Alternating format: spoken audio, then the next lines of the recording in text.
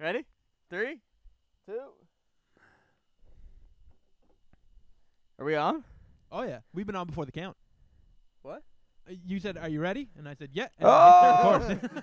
Oh, what's up, brother? We're in person. Bro, get the fuck away You want from my me. COVID? Oh, wait a second. I forgot. We're outside. We're being safe. Oh, fuck. Get out of here, bro. As long as the air is, as long as we're outside here and the Germs don't exist. yeah, we're in the breeze and the fire's in front of us, then we are safe. But do not go in that garage by any means. So we're all set up here, and we're adapting to the times, and we're back outside, man. We're no longer on Zoom. I'm just realizing, though, I'm mad low. Okay, this is actually working here. I'm shoddy low. There. All right, cool. Episode 11. Yeah. We came so far. Did you send me an email? We don't have a laptop in front of us. Nope, we don't have a laptop. We barely have topics, and we are just winging this bitch. But we're outside. Look at this here. We got this shit set up. We got a fire in front of us. It's June. I was a little bit skeptical of the June bugs that are so notoriously interfering with everybody's day-to-day life out here, but I'm not seeing any. Are they a thing everywhere else? I'm actually going to say that. I have a friend that moved to BC, and he video called us. We were at a fire yesterday, and he was saying they don't get June bugs. He's in Nelson, BC, and he's like, man, there's no June bugs. I'm not What the fuck are they? They're just like giant beetles. They're I had one in beetles. my kitchen the other day. They're Like called in a June. They're called fucking- June beetles.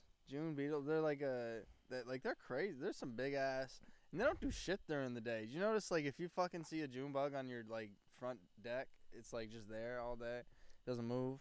Like they just fucking sit there and dehydrate all day, and then they just come out and fucking. Yeah, they're harass the mad shit. thirsty, bro. They come out in the Go at nighttime. You night, say they're they're. I was so dry today, bro. I think they only have like a 24-hour lifespan or something. They No, like, I'm they're, not like pretty. they're alive and they breed in the ground, and then they come out and they're only like outside. They only have. Someone once told me they only have like 15 minutes of flight time in their life. Yeah, That's they don't gross. have a lot of stamina, and they. Yeah, well, they're huge. Yeah, they're not good at flying either, and there's no scientific evidence or understanding why they're so attracted to light.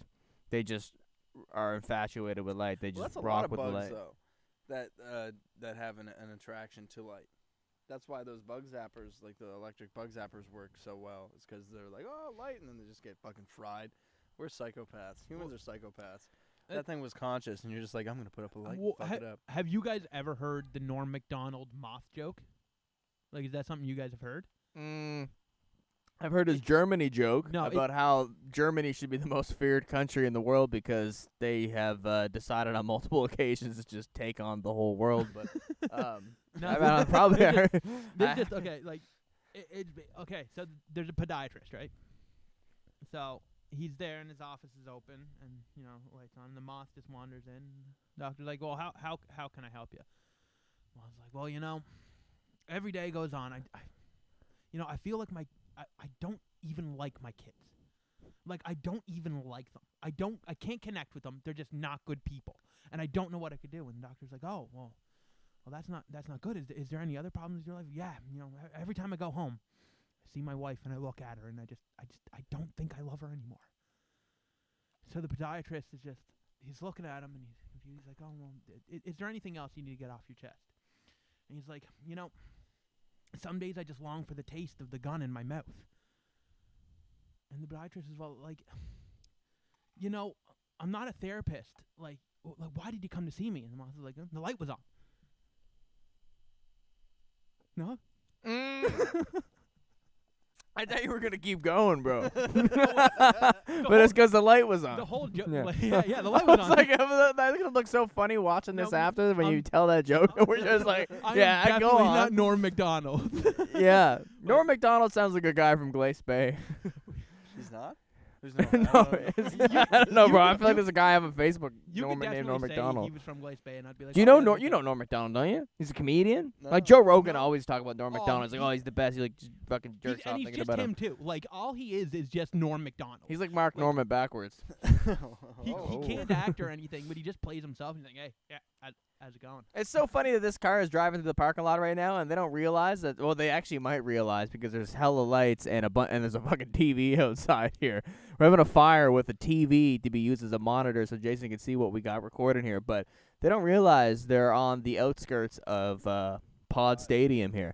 And while we're recording this as well, Logan Paul is preparing to fight Floyd Mayweather, which I'm not going to lie, I am not as invested in this one as I was with the Jake Paul and the Ben Askren one, just because I was like wholeheartedly really hoping that the fucking moral police of the universe would come together and just in Ben's favor have him knock out Jake Paul. But I respect what the Paul brothers are doing as far as just ability to generate attention. I can appreciate that, but I kind of wish I was watching that right now. Well, I'm actually hoping life kind of throws me one right now because I took a hit yesterday because we I don't know when it was that we could start gathering outside. It was recently within the last few days, but my kids haven't been able to see my dad or my stepmother, and so we went up and I barbecued for them. I cooked these big ass chicken legs on the barbecue, but I was like, I've never cooked a chicken leg on a barbecue before. I don't know if this is gonna be good or not. So I told everybody, I was like, I don't know if that's good to go. And I reached into like the drum part of the leg and ate a piece of chicken, and it looked like it was good. And then later on, my dad like cuts into it, and he's like, yeah, because I told everybody before we ate, I was like, just Disclaimer, watch out this with is the chicken. first time. Yeah, I never tried this before. I just watched the chicken. Nobody even touched it. And then my dad goes for the chicken. He's like, oh, yeah, that wasn't cooked. And I was like, ah, shit. So. Really looking forward to seeing how this correlates with what we were just talking about. Not long story short. Long story long, all of this led up to me taking a terrible shit today. Okay. And during that shit, I was like scrolling through Instagram and I saw the DraftKings ad for the Logan Paul Floyd Mayweather fight. Did you go in on Logan Paul? Just well, to see there's a free thing. But then Yeah. I was high when I was doing this too, so I'm probably sitting there probably 45 minutes, honestly. Just going through all the free pools on DraftKings. And I was like, if you had a solid knowledge of sports, you could probably make like a couple $100 like every week or two off of free drafts if you were like solid. Like if you really knew what you were doing, you could just sit there and do DraftKings like fucking drafts and make some money off that. But I completely guessed results on like 5 different sports, free fucking. Oh, so it didn't cost you any money to put down on betting free, on but them? you just had to like guess certain things about what was gonna happen. And, Okay. And then it put you in a pool. So it's just basically like free money if you're right. Yeah. Like probably not Yeah, much but I was money, like though. guessing shit about golf, and I had no idea what was going on. Bro, I was like, are you meaning to tell me that you're not fully up to speed with what's going on in the golf world right now? No, I have no clue. You mean your jaw didn't drop by Phil Mickelson? My jaw drops every time I think of Phil Mickelson. I photoshopped Because him. his last name is one mispronunciation away from being racist. I photoshopped his skin into like pickle. I remember that, and bro. it Yeah, was that like was Dill hard. Pickleson or something like that. And I wish we need to get our post production up to the point where we can like dive back into your files on your laptop, find that, and have that shit pop up on my when Frankie you. McDonald. One time, man, I fucking took a picture of somebody getting arrested by the cops and put like Frankie McDonald's face on it, and I can't remember I think the caption had something to do. Might have been something relevant, but anyway, it was just basically Frankie McDonald got arrested at so-and-so event, and he like commented on it. He was like, "This is not me." He was trying to clear up his name. In his head, he was like, "I'm really famous enough to the point where people are coming up with fake news stories about me just for the attention." Well, you had a whole Instagram page making these really witty, what would you call them, memes, I guess, or like photo edits of just like, it was either famous rappers, like you had like 6ix9ine but with Frankie McDonald's face on it. You had a bunch of stuff, and these were like, you could tell like at least 5 to 10 minutes was put into each edit. And Frankie McDonald's Instagram page is all of these terrible edits of just like, Yo, I'm not trying to hate, but I got a fucking snail on me right now. What? that was the same snail that you killed right before we started recording. I hit a slug before. I got a straight up snail going right here. Well, Doc, throw that shit on the ground and let's keep this shit moving. Or put it on your thing. I don't want it to fall on me. Or these are the pros and cons of filming outside. But what I was saying was, yeah, you had that really funny Instagram page of just editing Frankie McDonald's face on his stuff. But as you were a graphic designer at the time, the shit was pretty good. But he never reposted it or anything. He never He never engaged. He never liked. He never commented. But his whole Instagram page, even to this day, on Frankie, I'm not trying to throw a bunch of shade at Frankie, think but he does that's what I was gonna say. He's making them himself, so that's the only reason he's posting them, and they're frequent too. He He's got in the, mad when I would send Yeah, him shit and he would look at it and not reply. well, he didn't reply until you made the one of him getting arrested, and he was like, "That is not me." He didn't like report the page though, did he? Because you No. stopped uploading to it afterwards, or you like changed the direction of the page and you did a little. Because I'm pretty sure you were editing or like just doing random funny edits, like the Dill Pickleson thing, and then it kind of just it just elevated into just Frankie I McDonald did one of content. Frankie McDonald, and then I was like, I could probably do a ton of these.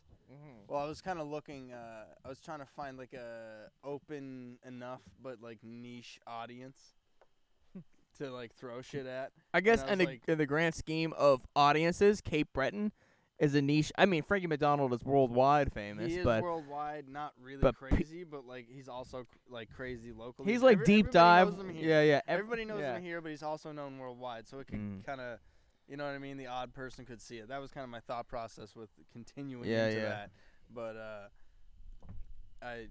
He's like deep dive onto YouTube. Probably not too difficult to find worldwide famous. Like you click a couple related videos, you get into like some weird compilation. You're like, who's that guy? You go YouTube, and then you're fascinated by how consistent he is with what he does and how informed he is when it comes to reporting the weather and everything. So shout out to Frankie McDonald. He would be a fantastic guest. We've said this a few episodes ago, but I feel like Frankie McDonald. He's I don't know, man. Maybe is he too big? I think he thinks he's. Bro, I ain't throwing shots, but does he think he's too big? I feel like he talks a lot of shit on Twitter. He's like, I'm mad famous. Like he's on like a Kanye wave. I feel. Well, what's the dude from MGMT? He has the song "Frankie Goes to Andromeda." That's like, and it's like sampled a voice from Get Frankie outta here. McDonald. Yeah, like the Andrew something from MGMT has a song called "Frankie Goes to Andromeda," Wow. and it's sampled. Like Frankie is sampled on it. Like so, like he's. No, I'm not. Yeah. I don't no, disagree. I know Frankie's popping in these streets. Yeah, and Mackie was showing everyone. He had us play it on the sound system. Is it a newer song or is it? It came out like I want to say like 6-7 months ago. I think that's when at least I heard Like it. MG, you say MGMT? Yeah, like like they have the song "Electric Feel." Yeah. Yeah. They were on like Pursuit of Happiness with Kid Cudi, and they have I don't know. There's another song that I was really familiar The with. lead singer has a new solo project, and his first single was "Frankie Goes to Andromeda." Yeah, shout out to Frankie McDonald. Come on the pod. I went to Meat Cove today. Oh, you went all the way to Meat Cove? You didn't know that, bro? Well, no, man. I thought I sent. Didn't I send you a picture? No, you just texted didn't me. s- You it said didn't we should go go through. to Meat Cove soon, so I thought it was like a future damn, thought. bro. Well, it was a future thought. It was a future thought at the time, bro. That was last night. So me and Lindsay went up to Shetty Camp last night, and You just went on the road for a couple of days, have you? no, not at all. Well, this week I just kind of hit like a. As soon as they open up, because I guess over the last 2 weeks, I've tried to do as many different hiking trails as I could. But when you're just locked into the CBRM, there's only a few nice trails, but all the best ones are up in the Cape Breton Highland National Park. And we went to Shetty Camp just impulsively 4 days ago. We did the Skyline that we did last year, and then just came back on the same day. And then I went to Bedeck on Thursday, and then just for a couple hours, but that's just Bedeck, whatever. But it's a beautiful town. But went to Shetty Camp last night, and today I had this app called All Trails. I don't know if you guys ever heard of it, but it is really cool if you ever want to do some hiking and just explore. You just type in any location, and it'll just kind of show up on the map, and then basically all trails, hiking trails are on Google anyway, so it just kind of extracts that info from Google and stuff, and then people will leave reviews on the trails and upload photos of them and everything, but you can see all the trails. We have so many good trails around here too. Like you could literally do one a day and Yeah. not run out for years. It's so Yeah. weird that we live in a place that's Sought after, top globally- 10, one of the best islands in the world, or top 10 Yeah. best islands in North America, top 1 or 2 in Canada. There was at one time point it was voted number the one. second most It was number one at one point. in the world. Yeah, in the world, it Yeah, was yeah, number yeah. one island holiday destination. Yeah. Was Cape Breton. And Well, depending on what media publication it is, but even if you Google best islands in the world and you click on any website that has made a list of that, it's mostly Caribbean islands or maybe something in Thailand or something like that. But Cape Breton is usually one it's always up there. It's always like top 20. In Canada, it's usually Cape Breton or like Vancouver Island, I think, or Victoria or something. Like out in BC, there's a few that are like really, Yeah. sought after scenic areas, but the Cape Breton Highlands is always right up there, and it's unbelievable. We grow up around It's here, and very if there's beautiful. tourists Honestly, coming in here, it's the only reason that we have any economy at all at this point, because tourism was the big like when I worked at when I was working at the advertising firm I used to work at, the building that we were in was right next to the Joan Harris Cruise Pavilion where the cruise ships come in, and there was like I remember the last year that I was working there, they had to turn like a Disney cruise ship away or something like that. Like it was like, you know what I mean? Like they didn't have enough space or time to let certain cruise ships that wanted to stop here. yeah. Like Oh, they're pulling it up. was hitting like a new kind of high. Yeah. And they put all that money into putting the second berth out there for more ships to come in. So when COVID stops fucking the world in the ass, all those cruise ships can come in here and give us. We're getting there, more man. money. Our ass is healing up. Yeah. I mean, Canada is Less a little bit hemorrhoids. behind as far as how quick our ass is healing in Nova Scotia, because we're a little bit more behind than other parts of Canada, but we're getting there. But And for the municipalities to open up to be able to travel throughout all of Nova Scotia, which is kind of what did it for me. Now we could drive to the end of the province and go to Yarmouth if we wanted, or Halifax or whatever. But really, I'm trying to like as far as traveling on a broader scale. Been to Halifax a gazillion times. Whatever, I could go up there and do record some music with people and do some just content and shit, but I just really have on my bucket list a lot of places in Cape Breton that I want to travel to, because it's right here in my backyard. It's a 2-hour drive away, and I want to be able to take advantage of this time where we're not necessarily as flexible and free as far as being able to travel an extensive distance, but I want to see like some of the stuff that I've seen in the Highlands is better than Do you know when I was in Central America. What is it? The ferry hole. I've heard about Yeah. that. It's like a Have you little. ever It's been like to a place is little. awesome. Yeah. Have you been there? Yeah. No. That's insane. And it's so, like, and it's not far away from like here either. No, it's not. It's like what, like an hour maybe drive, or not that long. I don't know. It's only like 10 minutes past the Sea Island Bridge. Yeah, Yeah, I haven't been there in a while, but like you go and you go on this like 45-minute, 50-minute, if you're, trucking it through there, hike. If you just want to chill, you're walking for like an hour and 15 minutes or so. And then you come to this like beach that's like covered by, or it's like you come into a beach that on one side is this like amazing cliffside that's like higher than fucking any cliff you've ever seen in your life. And you can climb up some of it. It's pretty cool. Like I remember going there one time with my dad and my stepmother and my family, and there was these people just way up, just stuck on the side of the cliff, and I was like, that's insane. But that's on the left side, and that's on the boring side. On the right side, there's like, it looks like another kind of almost cliff face, but it's shorter. But there's like this hole that you can swim through, or not swim through, but like kind of crawl through, or you can go around the face of the cliff, and then there's like this like almost balcony of rock, and then this nature-formed swimming pool that's like maybe 12, 15 feet deep, just tucked in the side of the cliff. And then there's a fucking cave there, man. One of the times that I went there, there was this Aboriginal man there that was like fasting, and he said that he had been there for like 6 days in the cave, just not eating, just hanging out. Like it's a very interesting spot, but it's like it's just like it looks like it was carved by man for interesting purposes and just left there. Well, they have like guide ropes there now too, which so it makes it a whole lot easier to get around it. It's I remember the last time I was there, I had to get into the cave, and the cave is cool because it's full of like natural clay that you could fucking literally go in there and like make a mug out of this clay. It's amazing. Yeah, I know. I remember hearing about that a few years ago, but we'll have to do that this summer. Yeah, man. No, what we should all do is go up to the Highlands somewhere, man. But like today, I went up, so I like the furthest I went prior to today was the Skyline Trail, which is about 15 minutes when you go up through the Highlands National Park, and it's crazy. So I had this big ass map, because when you're in there, you don't have any service for the most part or anything. But it's so interesting because you go through the toll booth, you pay the fee to go in. Well, I'm gonna probably get like a seasonal pass. It's like $20, instead of paying like $7 every single time, but they'll actually deduct you like however much you've paid for day passes off of like the seasonal pass if you show them the receipt. So if I go back up there sometime this week, I will just show them, I paid for a day pass of $7 and just deduct that $7 from the 20 that they would charge, and then boom, whatever. But I wasn't sure if I was planning on going for like an extensive hike today that would have been like 3 hours, or I think I just wanted to do the whole drive because I've never actually done the whole drive myself. If I did when I was when I was a kid, I don't remember it all. So and I've never done it physically driving myself. And with the new car and everything, I just don't really have any concerns like, oh, is my car going to break down on the top of this mountain, whatever. But it was weird because I remember when we went up there last year, we didn't expect to even go through there because we didn't really know what was ahead of us. So that's what made it kind of nerve-wracking. Literally, bro.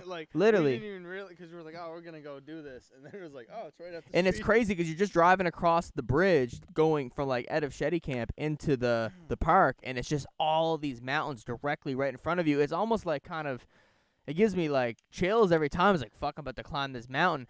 But that, the first one, what is it called? French Mountain. That's like the second highest mountain in Cape Breton, I think. So don't quote me. I'm not sure if that's actually factual, but it is pretty high. But it's what is kind of, like it takes away from it being nerve-wracking is like when you get up there, it says like 25 kilometers around this turn, and it's very narrow. The street is narrow, but you feel safe because it's like no one is up here commuting to work. There's no traffic. No one's trying to bypass people. Everyone kind of is on the same page and understands that we are high up right now.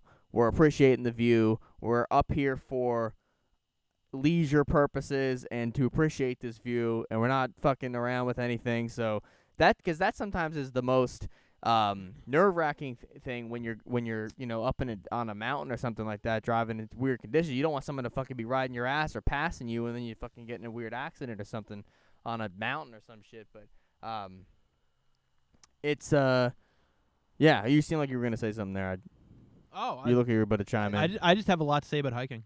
Yeah, I love it. something to say just Yeah. about, if you don't mind, No, go for it. this trip that we were on last year. Remember that road that we went up?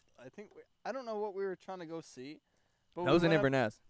Oh, that was That in was Inverness? yeah. We just went on this back street We and need just to went do on this. forever and ever and ever. It bro. like went up a fucking hill or a mountain for like, I don't know. We thought we were for going like to the beach, 45 and it minutes. was right off the main street. We were like, let's go to the beach in Inverness. We literally drive right by it. It's on the main street. You just go down a little parking lot, and it's right there. There's, like, fucking families, people walking their dogs and kids. You can see it visibly from the street. We were just, like, eating pizza, being fat. Drive straight down, completely miss it. Never really been in Like Inverness. 45 minutes up a mountain. We're like in this like back ass, like I've never We seen drove anything like it. forever, bro. It was a Everybody street. that looked at us like we were fucking really violating them. like we shouldn't have been out there at all. Well, what was crazy, it was like, oh, this is a weird, must be a dead-end street. Maybe we went the wrong way. No, this is the way to the beach, and then the street continues going, and you're like, well, this must be going to where we're going. Like, this has to be where the beach is. I don't even know what led us to make us thinking, what led us to think that was I the thought it street was that like took a us to the fucking beach. Tourist destination. Like I thought it was like a look off or something. Because I think that we knew that it was like up a hill. I don't know, bro, but it was But crazy it because it just never ended, man. But And what we, was and so- we just went for so long that it was almost sketchy. It was like we're gonna die if we keep going. yeah. Like we're up this like 1-lane dirt road up a fucking endless mountain apparently in the middle of a town. Like what the fuck just happened? Well, what was so weird about it was ridiculous. it went from being a regular street to making you feel like you were in the woods, which you were, but you were still climbing something, and there was still like enough of it being a street to be like, no, I think we're going somewhere. And then you'd see a house, and you'd be like, well, people are living out here, so we can't just be on a dirt path in the middle of the woods. No, And you keep going. Well, I remember we drove past this property where this guy had a house in the middle of like what was at least like 2 acres of fucking property. There was no driveway to his house though. He was just off. Like it looked like you would have to have like a Jeep and just fall off the side of a cliff. Yeah, our to man's get to this trapped in guy's the winter house. for sure. Like, Oh yeah, like he's he's not going anywhere in the winter. he's good enough to And have that was enough just food a to last small for the piece year. of this that we drove past. Yeah. I don't know what was going on into with the that. woods, and it just never ended. But you know what was wild? We still never figured out what was at the end of that path That's because what it went I'm on for saying. We so need to go long. We back were like, we there. got to turn around because we were going Yeah, home no, that day. it literally got so sketchy that it was like, yeah, we got to go. It wasn't even that we got so sketchy. It's just that, like, we didn't even have enough time to keep doing this. It was just never ending. We're like, we're going to get to the beach around this corner. Ironically enough, we turn around, drive about a fucking half hour back, get onto the main stretch. There's the beach right there. But, If there's a beach on a fucking mountain in Cape Breton, we should be the best island. bro, so have you, have you done the Cabot Trail, I'm assuming, right? The most I've done of it is what we did. Oh, for real? Yeah, and I was the same way, unless I went when I was a kid. I'm sure our parents took us when we were kids, but I don't never remember went- that at no, all. I never did when I was a kid. Honestly, bro, shit, like, unbelievable. Like, what I can appreciate from it is just, and it's very easy to navigate throughout it because they give you the pamphlet with all the different, like, I was just going off, I was in the pre-technology days, man. I was just moving around based off a physical paper map, and they just have all the different trails numbered on the map, and I knew where I was. But when you're driving through it, they have like the dark green signs, and it's like, this is Macintosh Brook, and this is this one, and all that. That's actually one of the ones that I went to today. But what was crazy, so I drive through, and it's awesome because it's like you're on this highway, but there's no traffic. At least when I was there was no traffic because there's not really any reason for anyone to be driving on here aside for the reason of tourism and just going hiking and appreciating the views. And it's just like untapped nature. And it's so funny because as you're driving down on these highways too, like every 10 minutes, there's like a little hut. It's like a barn, kind of like the barn right there. And it says like emergency on it. And inside of it is actually like a bathroom and like a bunk bed in the case that like you're up there and there's a snowstorm or there's bad weather, you got to pull over and you just go inside and it's unlocked and you can sleep there or whatever. Like if you run into shit, but the first spot that we stopped in, so it's like it's weird because like a couple times as you're driving through it, you end up going through a couple towns. And we went through this town, Pleasant Bay, and there was like a big look off right before you seen it, and like going down, like it's on a decline, so you're going kind of slow, but it's just unbelievable, nonstop mountains, like what we were seeing, but like you're just driving into it nonstop. But there was, yeah, so I get in there, and then we went to this first little trail. We only did like the smaller, like a kilometer trails. I just wanted to drive through the whole spot, and plus I got sidetracked and went to Meat Cove. But we pulled in there, and as I was driving in, I was like, that looks like like I joked. I was like, oh, there's a charging station for your Tesla, and I get out, and that's literally what it was. Because I thought it was like, oh, maybe they're like payphones or something. You were stuck out in the woods, you gotta fucking call your mom because your fucking tire That's went a flat. I smart think idea. I would be equally surprised if it was a payphone. No, it was it wasn't even just like a charging station for like any electric cars. It had the Tesla logo on the side. But it makes sense because there's a lot of people that would come to Cape Breton just to do the Cabot Trail that are And probably then- coming from Well, that's the what I was States just or gonna whatever, say, and if they you got had some Teslas. money- If you had some money, Yeah. you could, because literally all you got to do is hook a spot up to the power grid, slap It- the Tesla logo on it for whatever the franchise It's funny price 'cause of that is, and there you we go. we also have two of the top 10 golf courses in Canada. One of the top 10 golf courses in the world in Cape Breton. Larry David goes So- and plays in Inverness. I Yeah, believe. so like you literally get literal million and billionaires flying into Halifax, driving up to Cape Breton, playing golf, and driving back to Halifax. Man. Or One- getting one drove. One of the clients of the company that I used to work for was a well, you've done some work with them, Breton Air, that services that clientele. Yeah, right. That's The- that's one of the with reasons. Shut up, helicopters, Breton Air, those bro. That's fly one of the them reasons straight they in. wanted the airport in Inverness was for Yeah. the tourism. threw- with that. But yeah, so like you so you get a lot of people with money going to Inverness Mm. and like up that way. So having a Tesla charging port is a smart idea. There's probably richer people that come to Cape Breton for leisure purposes than come to Halifax for Cape Breton is a business-related place for- endeavors. for rich Yeah. people to retire. 100%, dude. When you see some of those houses as you get deeper into the Cabot Trail, that the random ones that do pop up are the people that are building houses If you on think that about it, land. like even if you're like the Crazy. most famous, richest person in the world, You'd appreciate and what's at here. the end of your life, like you want to get away from everything and tuck away. It's perfect. Pull up, man. This is an Right ad. there. Well, that's Yeah. Mackie was telling me there's a dude that invented a type of synth in the 80s, and they're like very commonly used. I can't remember the brand right now. I'm sure he can talk about it when we get him on eventually. Mhm. But We should have him on for an outside We're episode supposed to next have week, him bro. on May 24th. we and were then yeah COVID was like, we "Ah!" were supposed to Right already to the have him on. pussy. Yeah, fisted us. Right. COVID grabbed us by the pussy. So, Cancel COVID. but he was saying this dude retired in Cape Breton. Like he lives in Cape Breton. And truth to Yeah, be told, bro. you could probably fit another 1 million people in Cape Breton and not hurt the views, not hurt anything. Like you could put a city. in Million? There's not even a million people in Nova Scatia. No, but you could probably fit 1 million people in Cape Breton. You could build a city throw out of the down. way I somewhere literally said this. and I not think- hurt any of the views, any of the magnificent anything. I said this to you, I think, probably when I was like 16, 17, and we were just like talking about random fucking down the road Taking over the world. thoughts. Yeah, taking over. Yeah, and I was like, The division. so my grandmother, my house is on North Street, right? Which probably isn't an accurate fucking name for the street because maybe it points north if you go up and down the street, but the sun rises straight in front of my grandmother's house. Like my bedroom growing up, like as a teenager, was if I opened my blind in the morning, the sun was right there. You know what I mean? And we have a like whole lot of property that my family also owns next to my house that's open. And I was like, imagine if we put a studio right there. You know what I mean? You could fly in from anywhere around the world. There's nobody here. Nobody, like, it takes fucking 3-4 years for people here to even know what's going on in terms of music. You know what I mean? You could be flying into here. You could be right next to my grandmother's house, looking at the sun come up at 5 a.m. in the morning in the summertime. Bruh. Right there on the Atlantic Ocean. You're on a cliff. It's fucking beautiful, and you're recording a jam. I've said if I Right won there. the And lottery, nobody's here. I'm building about 5 recording studios all over the island that are like only accessible by like helipad or that are hard to get to, that are like secluded. That's Will you be able to get your return on investment from that, though? absolutely. You need people to pull up on a helicopter just to record there? And People- after you invest money into well, building a Brett Nair's studio? there to fucking Well, fly you You in have to from have a Halifax partnership or with Brett some Nair. shit. Shout out Nah. to Brett Nair. You guys got to get with us on our on Jason's hypothetical See, business. helipad studio business endeavors. See, now this is yeah. So No, but I feel you. This is No, literally what I was saying like long cause, ago. cause Like, pe- if well, you go to Spot, I don't know about right now because about 10 years ago, people used to spend a lot more money recording albums.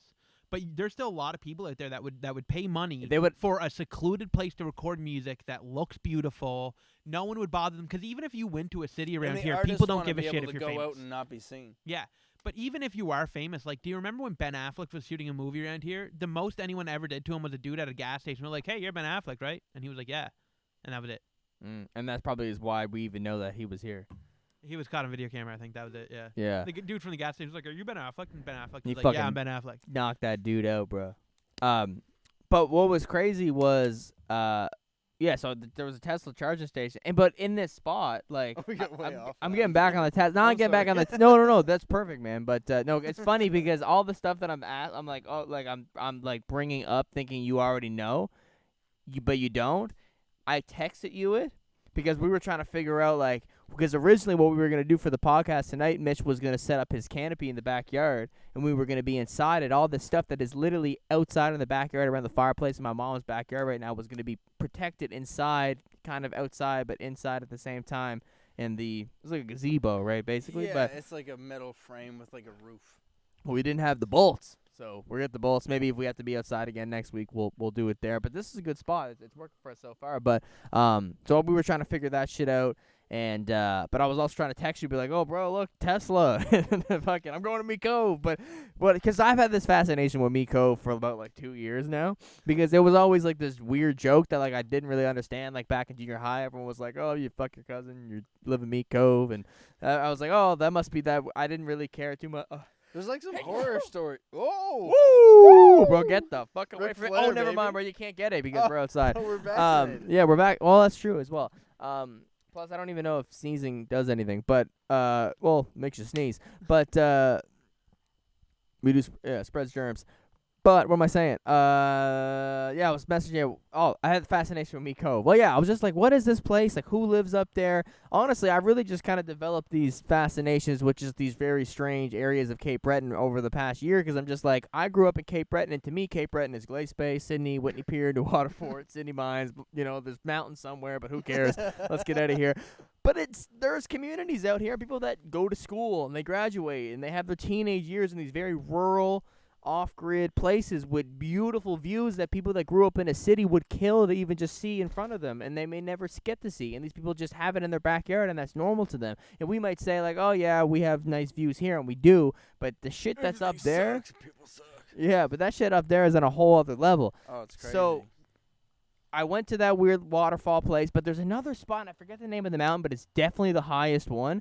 It's like once you're like in Cape Breton. the Explorer? Yeah, I got the map in my car, bro. I should have brought it out. I forget the name of the mountain. It was like North. North Mountain. Is it North Mountain? North Mountain's the highest mountain. Yeah. Not to one hit. But the North Mountain, have you been on it before? Yeah. Yeah. So that's like in the middle of the Cabot Trail. That shit was fucked, bro. I was like, holy shit, dude. I was like, cause I just decided that I was doing the whole thing like halfway through. Cause I was like to Lindsay, I was like, we're not gonna turn back, drive all the way through Shetty Camp, and then it's like 2 hours to get back here, where I could just go to Ingonish and then get off the ferry, and then I'm like on the way home. So I'm like, you were on a ferry? well, I did I went on the Englishtown ferry to get back over. Oh, okay. It's just like a 5-minute ferry ride from Englishtown back over to like where there's Kelly's Mountain and shit. But, so yeah, so it was just so weird because you go down to Pleasant Bay and you could see all those domes as well. And when I stayed at Cabot Shores, which is like the yurts, that's what I thought it was the dome place. But the dome place is in Pleasant Bay, and that'd be a crazy place to stay because there's a hike or something that goes from Meat Cove to Pleasant Bay. There's a hike that goes from Shetty Camp to Ingonish, too. And it's 40 kilometers. Well, and it's rated as moderate. There's a new one that goes from Meat Cove, and I think it's Pleasant Bay, but it takes like 2 days.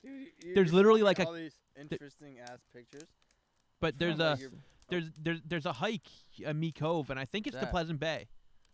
Takes a couple days, and they have a cabin in the middle. Oh, that's wild. There's like a cabin in the middle because you have to stay overnight because you can't do it in one day.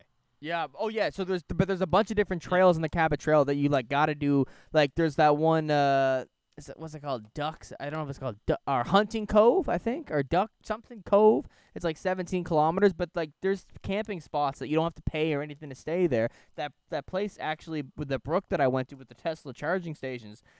You walk in and there's like 3 campsites. And in that parking lot too, there was like a whole indoor place like bigger than the garage here that had a wood stove inside of it, and there was outlets and shit because it's just like this is like Cape Breton's top tourism destination. This whole fucking 200-kilometer scenic fucking extravaganza. So all these different hiking trails and stuff. They got campgrounds inside of them that are like well maintained. The bathroom inside of like the fucking indoor area just for this one hiking spot was like cleaned on like today. It was fucking well done. It smelled nice. I took a piss. My fucking pee was see-through and it was beautiful. And then it smelled great. I didn't even smell my pee.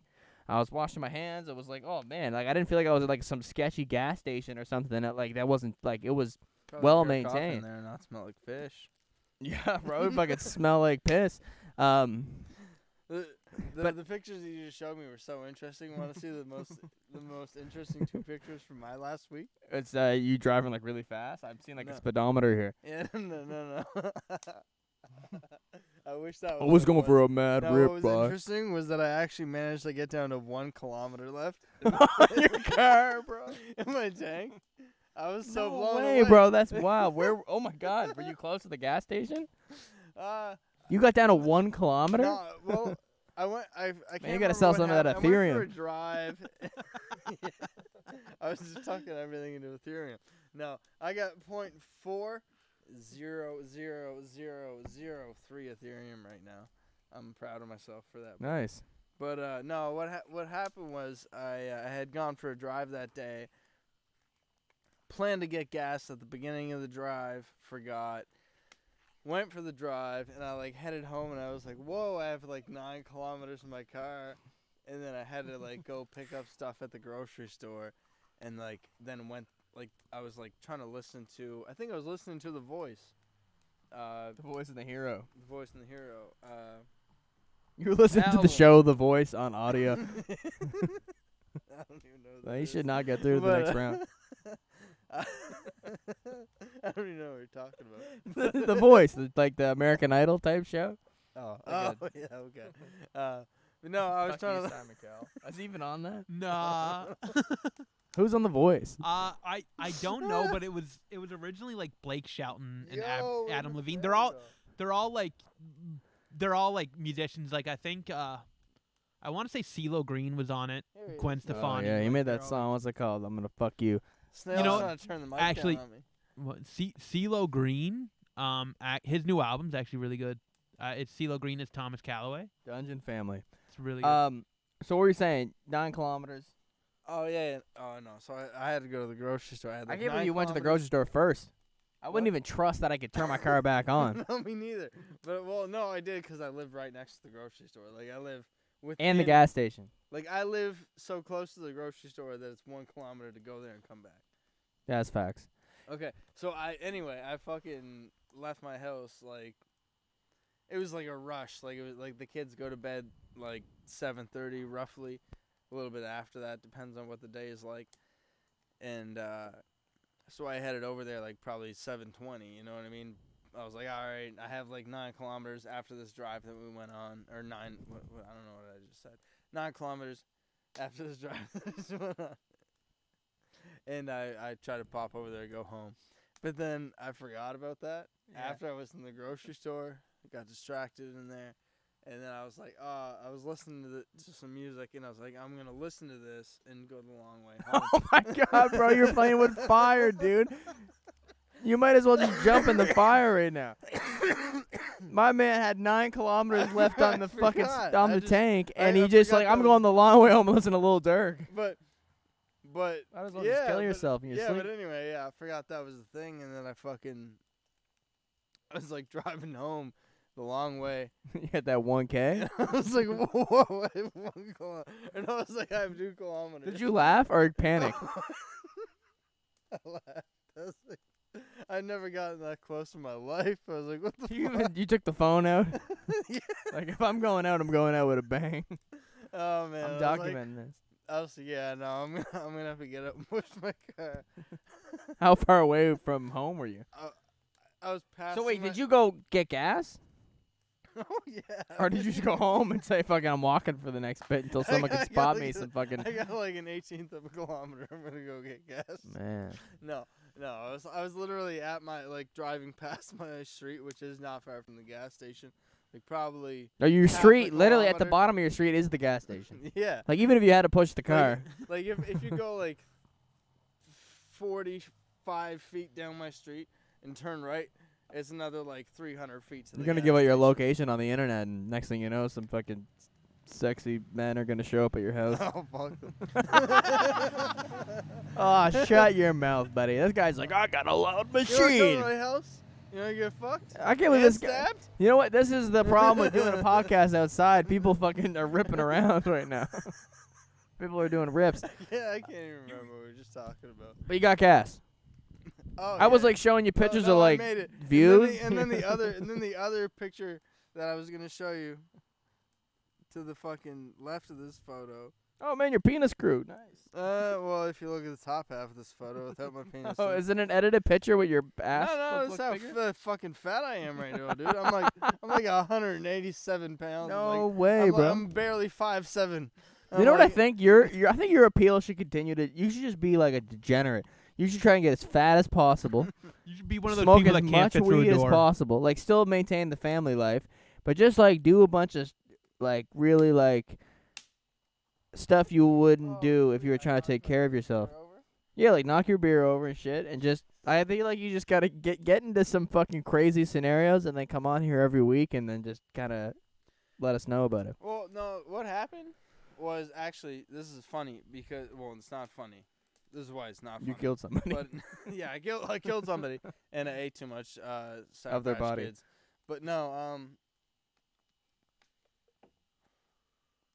Nice. Emily, We don't even need topics, do we? no. Em just got diagnosed with gestational diabetes, which Oh, was like, Jesus. depending on how fat you were and how terrible your eating habits not were expecting prior to that, being bro. pregnant. Oh, it's not a serious thing. It She can okay? Be, it can be serious. Shout but, out like, to Emily. We well, respect. the funny thing the is mothers her, of our her doctors got very podcast hosts. concerned. She got blood work. Kids. You get a lot of blood work when you're having a baby, and the doctor was like, they do this test, and this is the thing that I find weird about the test, is they get you to fast, so you don't eat. That's what fasting is, if you don't know. You what don't eat. fasting is. You don't eat for a period of time, and that determines on the what you consider fasting. But Makes for you them, run faster. they'll usually make you fast for 8 or 12 hours. So I think for her it was like 8 hours. And Man, I fasted for 8 hours like yesterday. yeah, bro. well, most people go to sleep for like 8 Bro, hours. when right? I go to sleep, I'm fasting. I'm Well, I'm that's why they call multitasking. breakfast. Breakfast is break fast. Break the That's when you fast. break the fast, bro.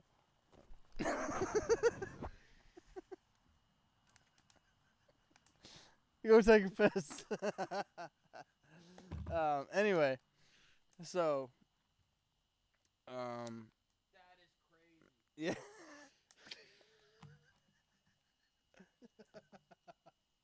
Anyway, so she's been like, ever since like we became conscious of that, she's been controlling her, how she eats. I can't even remember how we got here. The gestational diabetes. What? What? I don't even know what's happening. I can't remember how we got here. I don't either. No, you were talking about Emily's recent diagnosis. No, I said I had my flashlight on my phone this whole time. so I completely lost myself. no, you told me that breakfast was like, cause No, when it you was way that was before wild though that I like can't remember how that we is got the here. definition of that because you were like, oh, she had a fast for 8 hours, and I was like, kind of just making light of the situation. I was like, No, oh, I but do that in my we sleep. got But here from somewhere if I else. sleep for 8 hours, I'm fasting. I'll wake up, and you're like, well, that's what's called breakfast. Break fast, and I was like, that was It insane, was bro. Because before I that. was We like got kind of onto just eating or joking, something. but Gain weight.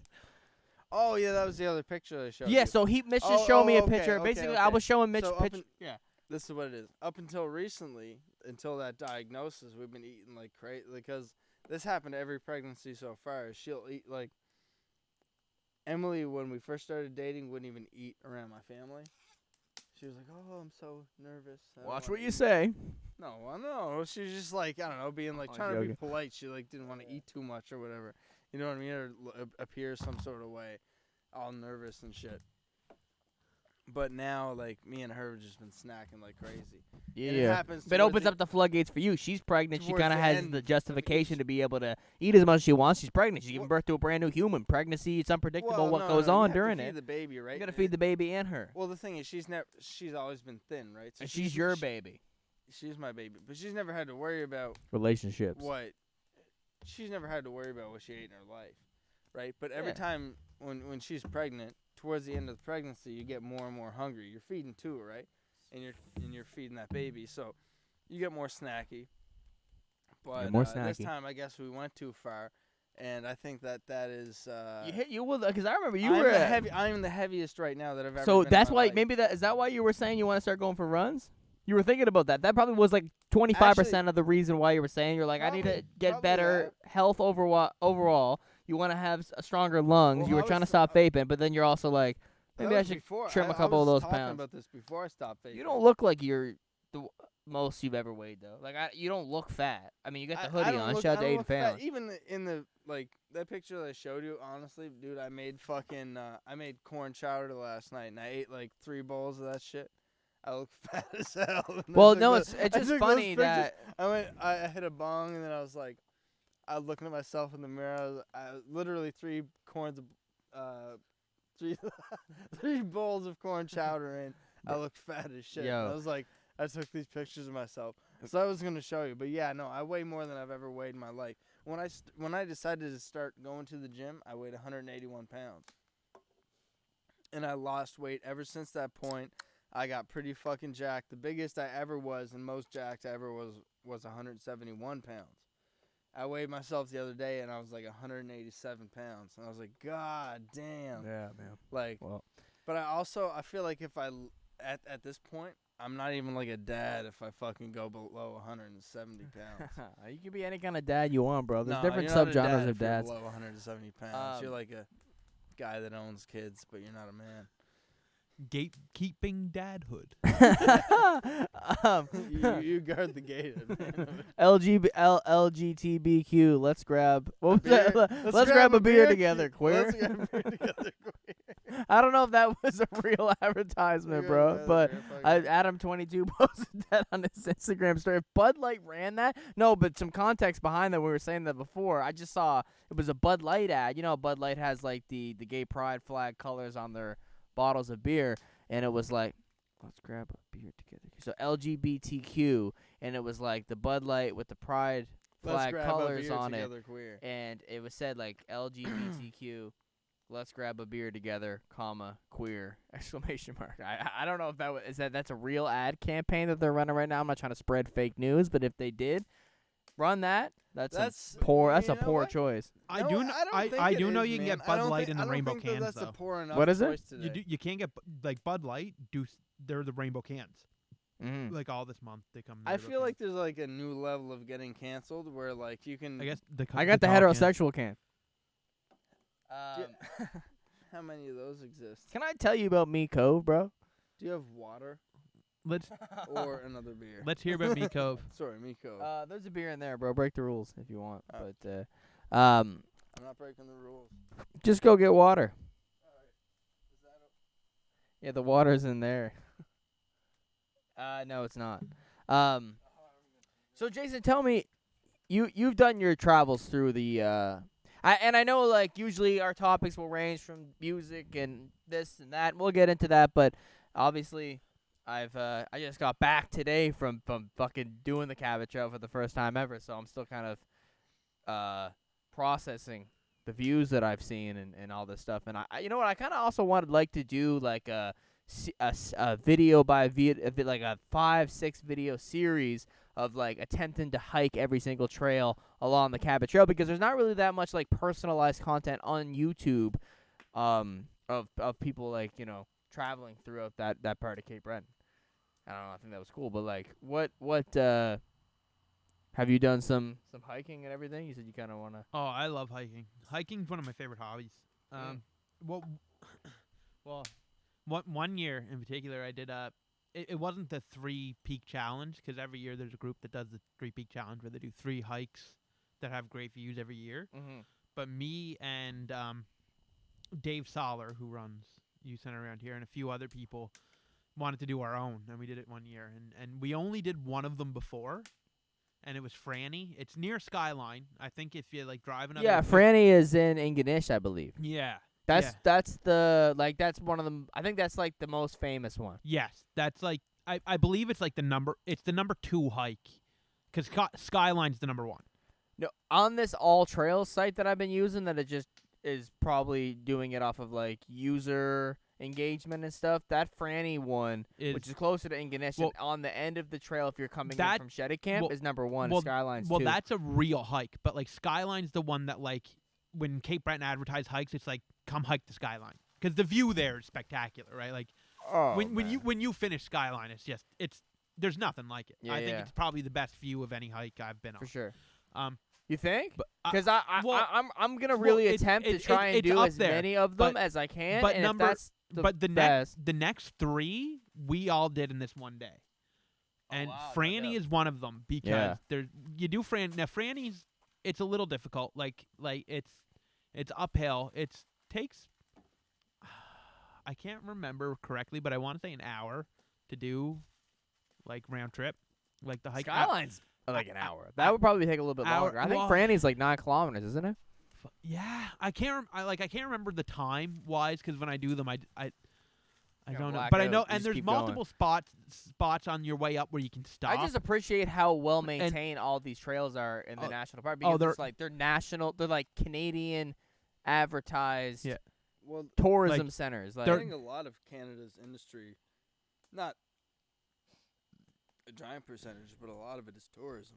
Oh, So what were oh, you yeah. saying? Yeah. Continue that, though. So yeah, and so you go up, and then you get so far up, and then eventually there's these stairs, and the stairs are the hardest part. I know this sounds weird, but when you get to the stairs, like the man-made stairs, that's the hardest part of the hike, and it sounds funny. Yeah. Well, And you stairs get- are harder. I mean, if there's a and- lot of consecutive stairs, actually, I There- and climbed there's- the bottom. I went all the way to the bottom of Did this. you? Yeah. It's wild going back up because you're like, I'm just gonna run all the way up these fucking stairs, and I'm not even gonna look on what's on the left and right of the on the Dude, Skyline I Trail was- when you go all the yeah. way down I those was thinking stairs. about that It goes earlier. quite a bit down, and as you go down more and more, it like almost gets more narrow. And you look to your right, there's the ocean, and the end of a fucking very high cliff. You look to your left, there's just the road, and whatever, and more cliffs. But that it like goes straight down, so it's kind of sketchy. You go like halfway down. Like, I all want right, to go I'm down good. those cliffs, man. There's a cliff went like all that the way in front down, of it my was- grandmother's house. yeah. Like where I was saying, like I live. Oh, sorry. Yeah. Oh, sorry, yeah. But- I just wanted, what were you Okay, saying? so when you get to the top of Franny, you go up, and there's like this red chair on rocks that overlook, and I've it's seen photos of that. yeah, Yeah. but those aren't the best views there, because if you go down to like you're looking at the red chair, if you go down to like the right, there's like this little narrow walkway, and it's like it's right there, like you don't have to go out of the way. It's just most people don't know it's there. You go there, and like it's just a whole different view because you just see it from a different Wow, angle, and it's spectacular. Like, there's enough hiking trails with spectacular views in Cape Breton to occupy yourself for the whole summer, and you probably would end up having like one of the best summers Oh, ever. yeah. Like, Then there's the second trail that I did. yeah. This is the hardest hike I've ever been on. We should all do one This- together. I'm down I to do agree. yeah We Sure. should pick out a day that we go. We'll have some stories from it. yeah that works We could document it too. We'll vlog it. Mitchell Yeah. Square goes fucking works with me. goes hiking. So Let us know if you'd like to see that. yeah, this is called the Sugarloaf Trail. It's Yeah, like so Sugarloaf is right by. I drove Yes. through there today because that's on Okay. the way when you go off the Cabot Trail well, on a Meat when, Cove. when you you're go past when you're Sugarloaf. coming from I think it's when you're coming from like the Ingonish way, there's like just the Sugar Cove sign. It's just a basic sign. Yeah. It's Uh, like Su- it's Sugarloaf. a town. It's Sugarloaf. Sugarloaf. Yeah. Well, if you stop at that The sign, fucking view was there was. if you nuts, if you bro. stop at that sign and look in the woods around there, Yeah. there's 2 ribbons that are just marked off with like they're just yellow ribbons on trees. And if you walk through there, that's the start of the Sugarloaf Trail. Yeah. And it's super hidden and it's really hard. It's almost 45 degrees the whole way up. You need to grab onto trees and pull yourself up and go.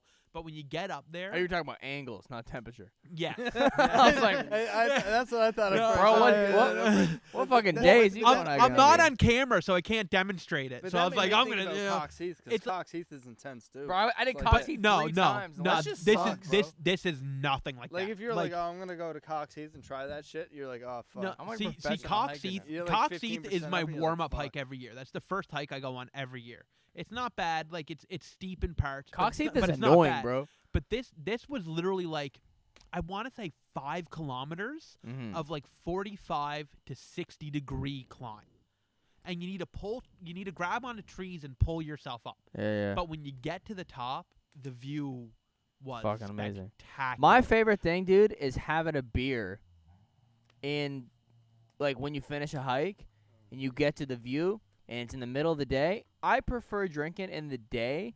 And not like drinking, getting hammered in the afternoon, but I mean like having 2 or 3 beers after accomplishing something like finishing a hike, and now you're taking in the spectacular view, and then you're gonna kind of like,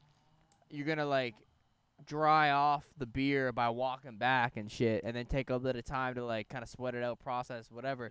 Cause like when I did the Skyline Trail the other day, like I went to the end of it, and then I was talking to this random couple, this guy named Huey and Deborah, shout out to them, and I was just sitting there talking to them, me and Lindsay. I came back up because they were coming up from walking down all the stairs, and I was like, I might do it, and I walked down a little bit, and I was like, fuck, I'm gonna keep going. And then it's quite a bit of stairs to go down. And I was like, all right, I'm here. And then I was like, all right, now I gotta walk up here. I'm not gonna pay attention to what's on the left and right side. But the way that I like calm myself down is like they wouldn't build these stairs the same way they wouldn't build these these highways and these roads on these tall mountains if it was very easy for you to fall off and die. Because then if that was the case, the shit wouldn't exist, and they wouldn't be advertising for so many people to come here. They wouldn't be running YouTube ads saying the open road is calling, and that shit wouldn't be happening. But I talked to those guys for like 20 minutes, man, and I was just having a great time, and I was looking at the view, and there was like a school bus going down on the Cabot Trail, and I was like, man, that's crazy that some kids are getting off school, hopping on the bus, and they see this shit every day. Yeah. But, yeah, what were you gonna say? Oh yeah, you posted that on your Instagram. Yeah, I did. I was like, imagine this on your way Okay, home from school. No, Did you stray away from the ropes at any point? What do you mean? There's like ropes that guide you down the paths at certain points where it's dangerous. On the Skyline Trail? No. Oh, On just Cox anywhere. Heath. Oh, on Cox Heath? There's like ropes, and it's like you go. Oh this yeah, way, yeah. like- Like I went in the woods and like peed and then walked a little bit and then I came back. Well, but- no, I fucking when I was like, I didn't smoke yet because I would not have tried to climb Cox Heath Mountain after I smoked. But I must have been like 16 or 17 last time I went up there with my family, and I fucking was on the way back down. And I was like, oh, there's like ropes, and it was like you can go this way. Oh yeah, so you can go it's this way and that it's way. definitely helpful to hold on those ropes on the way down because it is it's pretty steep Well, incline. it wasn't or at this decline. point. It was not necessarily that. It was to keep you from going to a certain place. And I was like, this seems like I can cut like 45 feet of me walking into like 15 feet of me walking. I can go between here and here. Is the mic picking And- him up if he leans back? Oh, Like yeah. yeah. Sorry, and I ate shit down really? down a big piece of Cox Heath Mountain because I went beyond the ropes and I was like, yeah, I can go down here, and I just immediately ate shit and just rolled down. No way, bro. Because I feel like it's just a if I straight up hadn't snowball. hit, yeah, well, effect if and I you're hadn't falling down. if I hadn't have stopped at the path, I probably would have went some distance. And I was with my family, but I was like, yeah, I can go down there. It's like 15 feet or like 45 feet of me walking around it. It's And I was Cox like, Heath no. Mountain is definitely like I has the best reward for climbing the whole thing out of any other hike that you could do Oh, with the yeah. CBRM. The Lewisburg Trail is pretty good too. I've been shooting a music video there over the last couple weeks and stuff, and I went out there with Lindsay. We did a bit of a walk there like 3 weeks ago, and it's pretty rewarding when you get to certain spots. But I gotta get to this Meat Cove story, bro, because like 2 years Well, ago, remember we can- were at my place. Can I finish mine? Yeah, we right can quick get to this first? Meat Cove We're- story. we're- though. There's we're just only got I three just minutes. have one more to do. Okay. Yeah, all right, keep so going. at the third one was the Cosman Trail. Cosman or Casman, I don't know what it's called. And it was just after two other hard hikes. And honestly, it was only like 10 minutes of walking, 10, 15 minutes of walking. Then as soon as you're done that, you get into a clearing. And on 10 feet to your right is a 300-foot drop. And 10 foot to your left is like a 300-foot drop. Oh. And it's just views the whole way around. And it is definitely... I changed from Which Skyline one is earlier. this? This is the Cosman or Casman, the Casman. I don't know how to pronounce Is it it. on the Cabot Trail? Yes. It's honestly... I'll show you the- I'll show it's you guys the not map far I ahead of got. Sugarloaf. I can't remember. We couldn't... Oh, that's right before Meat Cove. Was it Capson or Capstick no, or no. some shit It's like that? Kausman or something like that. Cosman. So, yeah, it's like Cosman or Casman. There's a town right before Meat But Cove that I it's- drove through no. that was a little bit nicer than No, Meat Cove. this isn't a town. I was like, this is the better. No, this isn't This a is a better Meat this Cove. this isn't a Meat town Cove or is anything. Your car would like like Welcome to Meat Cove. No, bro, Yeah. keep going. your car couldn't get the whole way to the trail. Like it's so the road's a little bit rough. Like if we were going, it'd be more of like a his. But I took the fucking Toyota It's- Camry through the fucking the new Toyota Camry through No, the this- fucking Shout out Meat to Cove dirt Hyundai road. like for this is making Canadian because these vehicles. roads, these are dirt roads that haven't been maintained in like 40 years. And Yeah, I Meat don't think Cove. it's an official hiking trail, but there are ribbons marking it off. I'm And sure we I'm couldn't all even wood. Google find it, but he had a GPS pin, and we just went to that pin, on the fire. and Yeah, DD. yeah, and we found it that way. Yeah, yeah. But I'm sure if you look at that app, someone has it marked there. I would but think the so. views- That app is great. the- You should download All Trails. Shout Yeah. out to them. Sponsor us. We'll do vlogs of the podcast crew hiking through the trails that are So- marked on the app. So if you go on All Trails and you look up the Cosman Trail, Probably come up. Yeah. it's the views. It's views everywhere. Because to your left, straight ahead, to your right, it's just view, Views from the and it's six. ocean, it's mountain, it's beautiful. Oh man, Meat I Cove. want to see them all, man. I like any hike and trails that you could suggest. I want to do all the ones that are marked along the Cabot Trail. If you're not from Cape Breton and you're watching this, which there's definitely a few people that at this point I think aren't from Cape Breton that are tuning into this. I know I got subscribers from all over the place that mostly are subscribed for the music, but if you're a music person that said, you know, Mitchell put out that live performance video this week. Oh, yeah, I know he's been doing a podcast. Watch a couple clips. You're tuning in. Come visit Cape Breton. You'll understand what we're talking about. Google the Cabot Trail. You'll completely understand what we're talking about. I know it's taking up a lot of the episode right now, but I did do some hiking and sightseeing today and the last weeks, and I plan to, so that's why it's a topic of conversation. We'll move on to other things in a little bit, but, yes. It was like 2 years ago, man. Remember you and Emily were at my place and we were talking about Meat Cove, and I was like, man, that's the very tip of the island. There's always that joke because so little people live there. Everyone assumed, like, oh, their cousins are marrying their cousins and all that shit, and that was just a joke in high school. Oh, you're fucking going to Meat Cove, man. That girl's your fucking third cousin, blah, blah, blah. You're from Meat Cove, you weirdo. And, I was just always like, man, like, but what is going on in Meat Cove? And I Googled it. They have a campground up there that looked kind of nice. And I was like, I would love to camp in Meat Cove. You know, someday we go completely off grid, start a big community out in Meat Cove, just start a cult, pull up, let's dib I out. don't think that will work out, bro. So, you're right. That's what the internet tells me. So basically, but it was just like always like a fascination of mine. It kind of more of like a joke, but still I wanted to see what it looked like. Because if you look at the map of the whole fucking East Coast. Go on. What is over there? Jumbo. Oh, fuck! Damn it! That's the first one we've seen all night. I thought it was a can. Have you been there before? Yeah. You've been to Meat Cove? Yeah. All right, there we go. We got a fellow warrior over here. But yeah, he's putting it in the fire. It's not a typical podcast when you're throwing June bugs in the fire. We'll look back on this and never forget this moment. But so I was halfway. Basically Hitler. Yeah, I'm past the point where I'm deciding that I'm gonna do the whole trail. That'll just take me from one side of the island to the other to Ingonish. And I get to that part where you're in Cape North, and it's like that weird little town. There's a few bakeries. I think there might be a co-op. There's that weird red church and all this shit. And I'm like, oh, society again, because you're so used to looking at fucking huge mountains and trees for a half hour. You're like, oh, people again. This is weird. It's kind of like a humbling feeling. But Wait, so I'm sorry. no, I'm just talking about where like are we at here? we're about to decide to go to Meat Cove. Oh. So I get there and then I see a sign, and I've been getting Lindsay to look at the map every now and then because I'm not using Google Maps to get around at all. But it's pretty easy on the Cabot That's Trail. fine. You just go on the same. You just go on as long as you don't steer off, like you're going in the same. You're going the right way. So I get to this town. You're getting Cape North, and then I see a sign, and it's like Ingonish, Bedeck, this way, and it's like some other town. It starts with a C. Not what you were saying, but it is right before Meat Cove. And then I see Meat Cove, and I'm like, oh, wow. Oh, I get chills. I'm like, oh, it's the Cove, baby. So I'm like, Lindsay, let me just turn left up here, and I see there's a church. I'm just going to pull in that park. I just want to see what's up here. Like, if this is a town, let's just see what's going on. So I pull up there, and then I'm like, let me just get in here. I'm like, 30 kilometers to Meat Cove. I thought it was a little bit more of a drive. On the map, it looked like it was further. 30 kilometers is not that bad. She was like, do what you want to do. I was like, I want to go to Meat Cove, bro. So we leave. I'm on my journey to Meat Cove. And there was some nice scenery along the way. But it's like, you ever go to Ingonish? You've driven to Ingonish before. You go up Cape Smoky, and it's like kind of sketchy because you're really high up on the mountain, but whatever, it's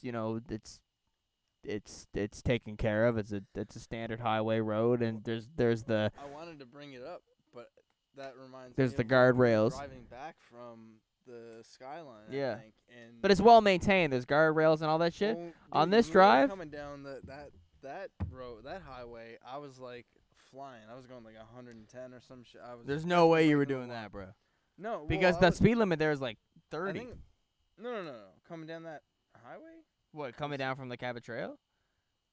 where we came from, it was at least 80. I was definitely going. A Well, little it bit depends over. on where you're at. But Well, there was like a crazy view, and I just remember Emily being like, slow down. yeah, slow it's an down." amazing view. And it If you're was going like, I don't fast, even you're have to- being an idiot, definitely. But like, No, I don't think you well, were I was going on fast. the inside lane, very far away from the cliff. Like it was not like I was like right on the edge of it, and I was gonna, if you crashed, you weren't even gonna get close. If you're to the not cliff. used to driving up those type of mountains and shit, then it would be a little bit. Scary, the place I'm thinking of, we weren't even close to flying off. You just had a crazy view, and it looked like you were in a crazy spot. But the thing is, with this location, like when you were, because you're not on the Cabot Trail, you're steering off, and you're just going north. And I was just fascinated with it because it's like, if you look at all of Canada, and you look at Canada's and like North America's part of the Atlantic Ocean on our side anyway, if you go across the ocean from like where Meat Cove is, you're gonna hit like Ireland. Like that's like the next piece of land, is minus like some other random shit that's in the ocean along the way. So this is like the tip of the fucking place that we live at, and we don't realize it. But like we're at the very end of like all of the east coast of Canada, and that is in Meat Cove. So I'm like, I gotta go there, bro. So I'm driving up there, and like the scenery is just on par with the Cabot Trail. Like the fucking mountains. There was a school, and behind that school, like the Cabot Elementary School or some shit like that. Like fucking skyscraper level mountains and shit. Over there, Jay. The heat from the fire's not hitting me at all. No, bro, you Metal freezing? wood, we can throw some cardboard in there. Yeah, when you get there, man, like it's just an 8-kilometer dirt road you got to drive on to get to Meat Cove. Do you remember this from when you went there? Yeah. And it sucks. It sucks ass. The fucking road is terrible. It's. I wouldn't really recommend anyone do it unless you're planning on staying there for a few days. I would never recommend a day trip to Meat Cove because you feel like you're walking in someone's house uninvited. It's not like you. I expected to like go to a town that had a few streets. Meat Cove is a street, bro. It's a dirt road street, and there's 8 houses on it, and they all have "Beware of Dog" signs. And I did not feel welcome. Half of the houses look like shit.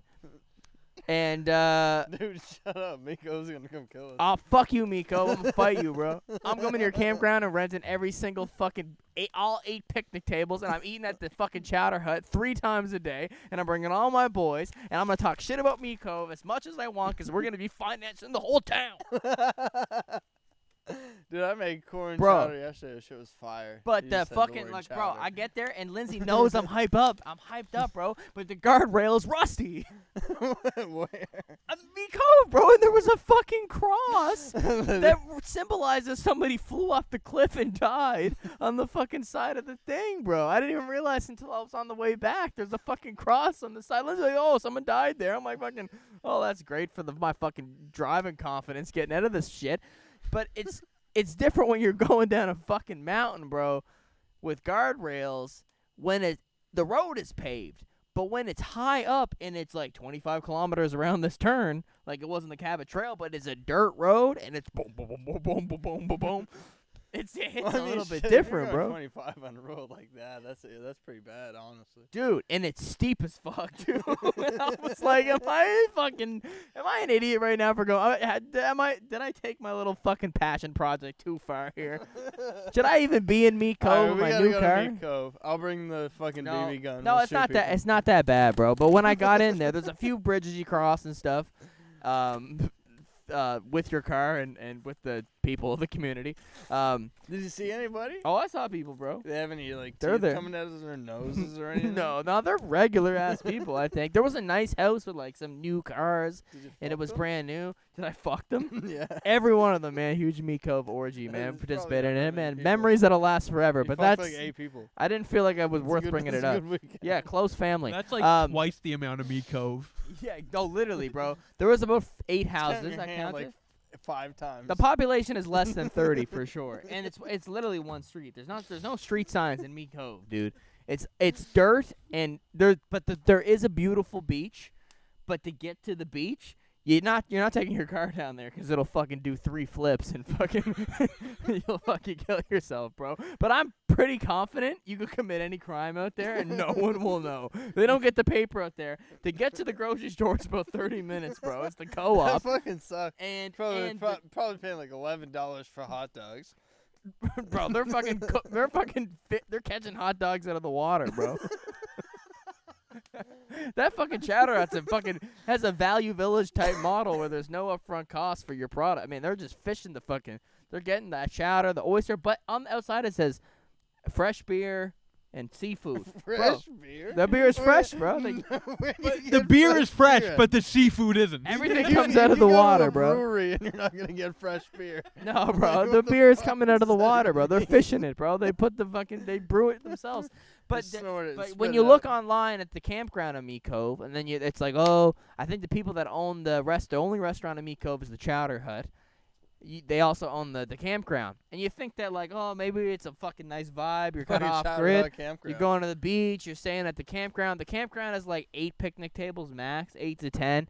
I got pics. I'll show. I got receipts. The Chowder Hut is like 10 meters across from the fucking campground. Like, if you're camping in Meat Cove, you're not. I think there's a few hiking trails. I don't know where they are because I went to the top. Like, I did the whole Meat Cove. I did the whole street. I drove down the fucking dirt road. I drove up to the Chowder Hut and the campground, and I was like, there was a steep ass driveway the other way, and I was like, oh, maybe there's a trail up here or something. I got out of the car. Lindsay stayed in the car. I was like, I'm not taking the car up there. I run to the top of the street. I just see a fucking shitty house with like a couple trucks and a beware of dog sign. And I just took a piss in the woods and I came back down. I was like, man, I don't know. To find the trail, you just got to go through because there's like amazing scenery there. But like, and there was just people driving around on 4 wheels. Should be off in the woods. Yeah, you just go up. I should have. I fucking should have. Bro, we should fucking have. mutated the fucking fungus in the woods, bro. Grew Should the I have? I population should have out. fucking masturbated in the woods for sure. Tried- But we should go there. But we should all go there.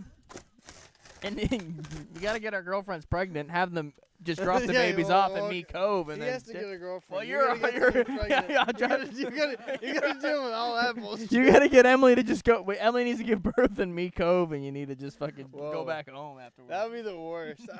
You're super pissed Bro, you off. gotta get. You If gotta my baby's birth certificate said fucking me go. bro. But I posted it on Instagram, bro. But I was stoked, I dude. had to get like canceled in Japan. No, look, bro, look.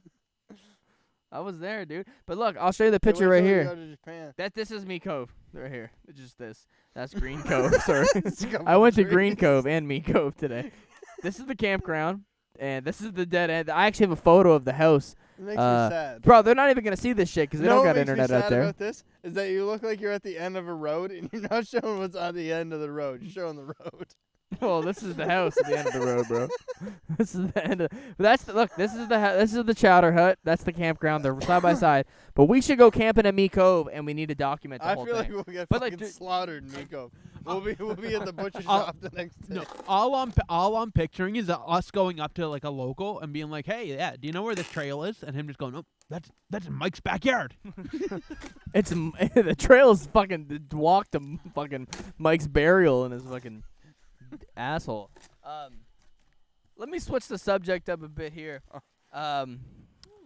Did you listen to Lil Durk and Lil Baby's collab album? I listened to it on the way up there yesterday, and there was a bunch of songs. I don't know the songs by name, but there was a lot of songs. I was like, Lil Baby's going off right now. Lil Baby's going off. Lil Durk's going off. I'm glad that Lil Durk's going off. I'm not sure how I feel about. Like, I like Lil Baby for sure. He's definitely going off. He's going off, yes. And I've seen a lot of people say that he's like this generation's like best rapper. I mean, it depends on what you Classify as the classify best as rapper. the best yeah. rapper. But for sure, he's got some like anthems. You know what I mean? Like, he's got some good shit. He features on a lot of like his work ethic speaks for itself. I kind like of. him and Lil Durk together too because Yeah. I feel like they're probably two of the best sides of the same subject matter. You know what I mean? To kind Like, of go and that's what's popular Rapping right now. about interactions in the street. Which is and crazy making it 'cause out it's of the like street Hood and rap taking is care like of pop business. right now. The fact that hood rap is pop right now says a lot. Well, gangster rap was always popular, like in the '90s. NWA Yeah, but it's was like hood it rap. still has a upward trajectory. You know what I mean? It's pretty crazy. Well, and it I feel like they're at sounds the pinnacle po- of that. It sounds appealing to a pop listener. Like depending on what a listener is looking for in music, like Lil Durk's melodies in his songs have a pop feel, but they're about street related topics with probably a little bit more auto-tune than most mainstream music. But mainstream music is just a reflection of what like organically gets popular anyway, and it just gets replicated at a more commercial level. So That album probably, I think it's projected to sell like 180,000 copies first week, which is huge. Like, it's ridiculous because Lil Durk came out with Chief Keef in like 2012 with a few popular songs that were like big, but like Well, he underground talks big, about and then that he was on dropping a bunch of mixtapes, and he had his core fan base and people that were into the Chicago drill scene and stuff. And then he went to jail, and then he signed to Alamo, and then he was jumping on all these features here and there, and then like kind of just slowly built his way back up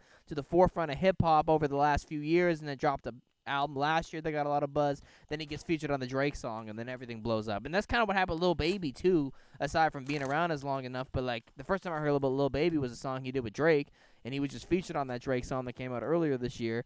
And but he's featured on this song and that song every week. That's like he's featured on songs that go like gold and platinum under the radar. And for a lot of the times, Lil Baby's sound and flow is pretty much replicated in every single verse that he does, but I can hear the growth in his ability in writing a song and writing his verses over time, because if you listen to a lot of those songs on that album with Lil Durk, he definitely has way more standout lines as far as just like, oh, he took some time to think about what he said before he just recorded it. Like there's some like quotable shit in that. I think it's more widely acceptable. I feel like Lil Durk, especially with his kind of more recent personal experiences, is kind of like he's being more personal on this album than Lil Baby is. Not necessarily more personal, but like more directly personal.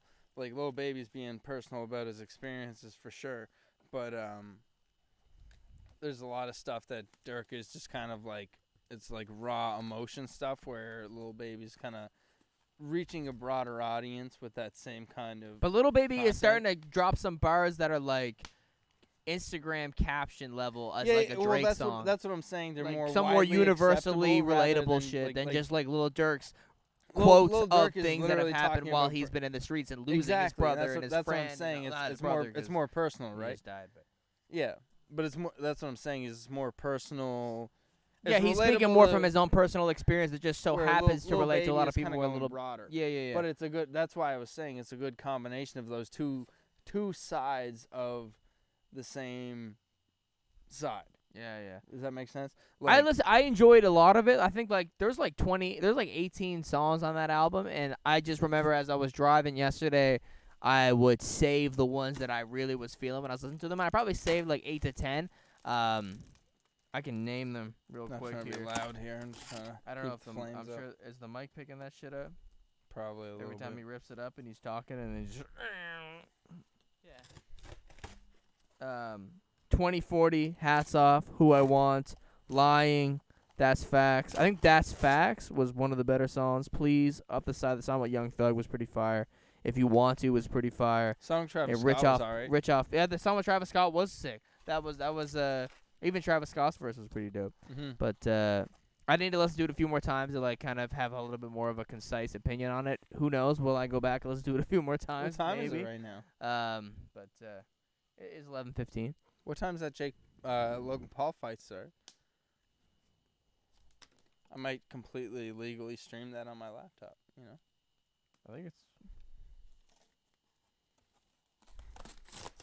I don't know when it is starting. The No, it's event definitely- begins it at hasn't 9 Their p.m. fight hasn't started yet because. My laptop's in the car. If I can hook that up to the Wi-Fi, we can Yeah. possibly live broadcast our opinion on it and be the first to talk about it. Set the SoundCloud Mount Rushmore. Did you see that? So last week we talked about our Mount Rushmore of hip hop in the last decade, and I've had some interest. We'll look at it when we're done. I feel like we have enough time here to like kind of continue the pod and wrap it up, and then go look at that. But well, do whatever you want to do. But I'll just grab it. I'll get the stream, see where it's at. I'll just be 2 seconds. okay. Oh, and the mic falls over. Oh my god! Did I just rip something? Okay, Jay, you were talking about this before. Did you see the Drake Bell news story that came out? Yeah, I did. Drake yeah. and Josh. You ever watched Drake and Josh growing up? Of course, I watched Drake and Josh growing Yeah? up. I always loved the fact that he played. Did you hate that show? I feel like we talked about that. I love Drake and Josh. I- No, me and Emily were talking I rock with I Drake always Josh loved the heavy. fact that whenever he played the electric guitar, there was nothing plugged into it, and yet it was still making a distorted Yeah, sound. and he was like, Ooh, that. baby. I'm trying to remember the premise of the show. Like Drake was the one that got all the girls, and Josh was like the overweight, nerdy stepbrother who was Yeah. always trying to cramp a style. Yeah, Drake didn't 'cause- want to have anything to do with him. Cause like, weren't they like two opposites? Like Drake was the cool guy and Josh was the geek, and then their parents got married and they had to move in together. Yeah, it was like stepbrothers, but as Teenagers, Nickelodeon yeah. presented it. Yeah, and then there was like Carly from iCarly was the younger sister. Yeah, what happened They're with her, man? They're Because she was remaking a iCarly. mad star. They're remaking iCarly. Oh, She was really? also in School of Rock. What? I think I remember that. Yeah, that was the Jack Black. Yeah. That was. Yeah. I watched that movie a ton of times The, when I was a the kid. drummer from School of Rock just died this week too. I Like saw a that. car accident or something. Yeah. Oh, R.I.P. man. Yeah, man. But Drake Bell, he got arrested on. Well, he Yeah. got. I think it was ongoing from a similar. It wasn't really brought to the public's eye. Was he arrested and charged, or was it just He- brought like out? I didn't see that he was charged, but I seen that like it got out that he was like talking to 15-year-olds. He was charged with attempted endangerment to children, disseminating matter harmful to minors. Yeah. The former Nickelodeon star, 34, was arraigned on Thursday, June 3rd, when he pleaded not guilty to two criminal counts of attempted endangering children and disseminating harmful to juveniles. Yeah. He was indicted on May 21st. He posted a $2,500 bond on Thursday and was subsequently released from custody. He's due back in court for hearing on June 23rd, so he's not in jail right now. The incident took place on December 1st, 2017. 2 months earlier, he tweeted he was scheduled to perform in Cleveland. In October 2018, the female juvenile victim, 15, filed a report with her local police department in Canada regarding an incident that occurred between her. It's interesting enough, his name is Jarrett Bell. Jarrett from Subway as well. Jarretts are interested in younger kids.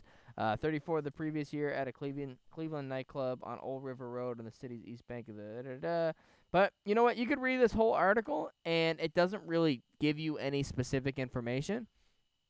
I think there was at one point he was talking to this girl for quite a bit of time, and he got a little sexual with her, but he must have had her hanging out with him, and he was, I don't know, looked like, into this a little bit because Okay. I was curious because I was a Drake and Josh fan. And I was like, oh, why? And he was doing well Yeah. over the last couple of years. He did an interview with Adam 22 on No Jumper, and he was talking about how popular his music was in Mexico, and he actually moved to Mexico, I think, and he has an artist name under the name of, like, Drake Capana or something like that, and he was doing, like, big venues of, like, 20,000 people in Mexico and in, like, Latin American Spanish-speaking countries because he was making music in Spanish, and he had a huge Spanish fan base that was, like, obsessed with his music.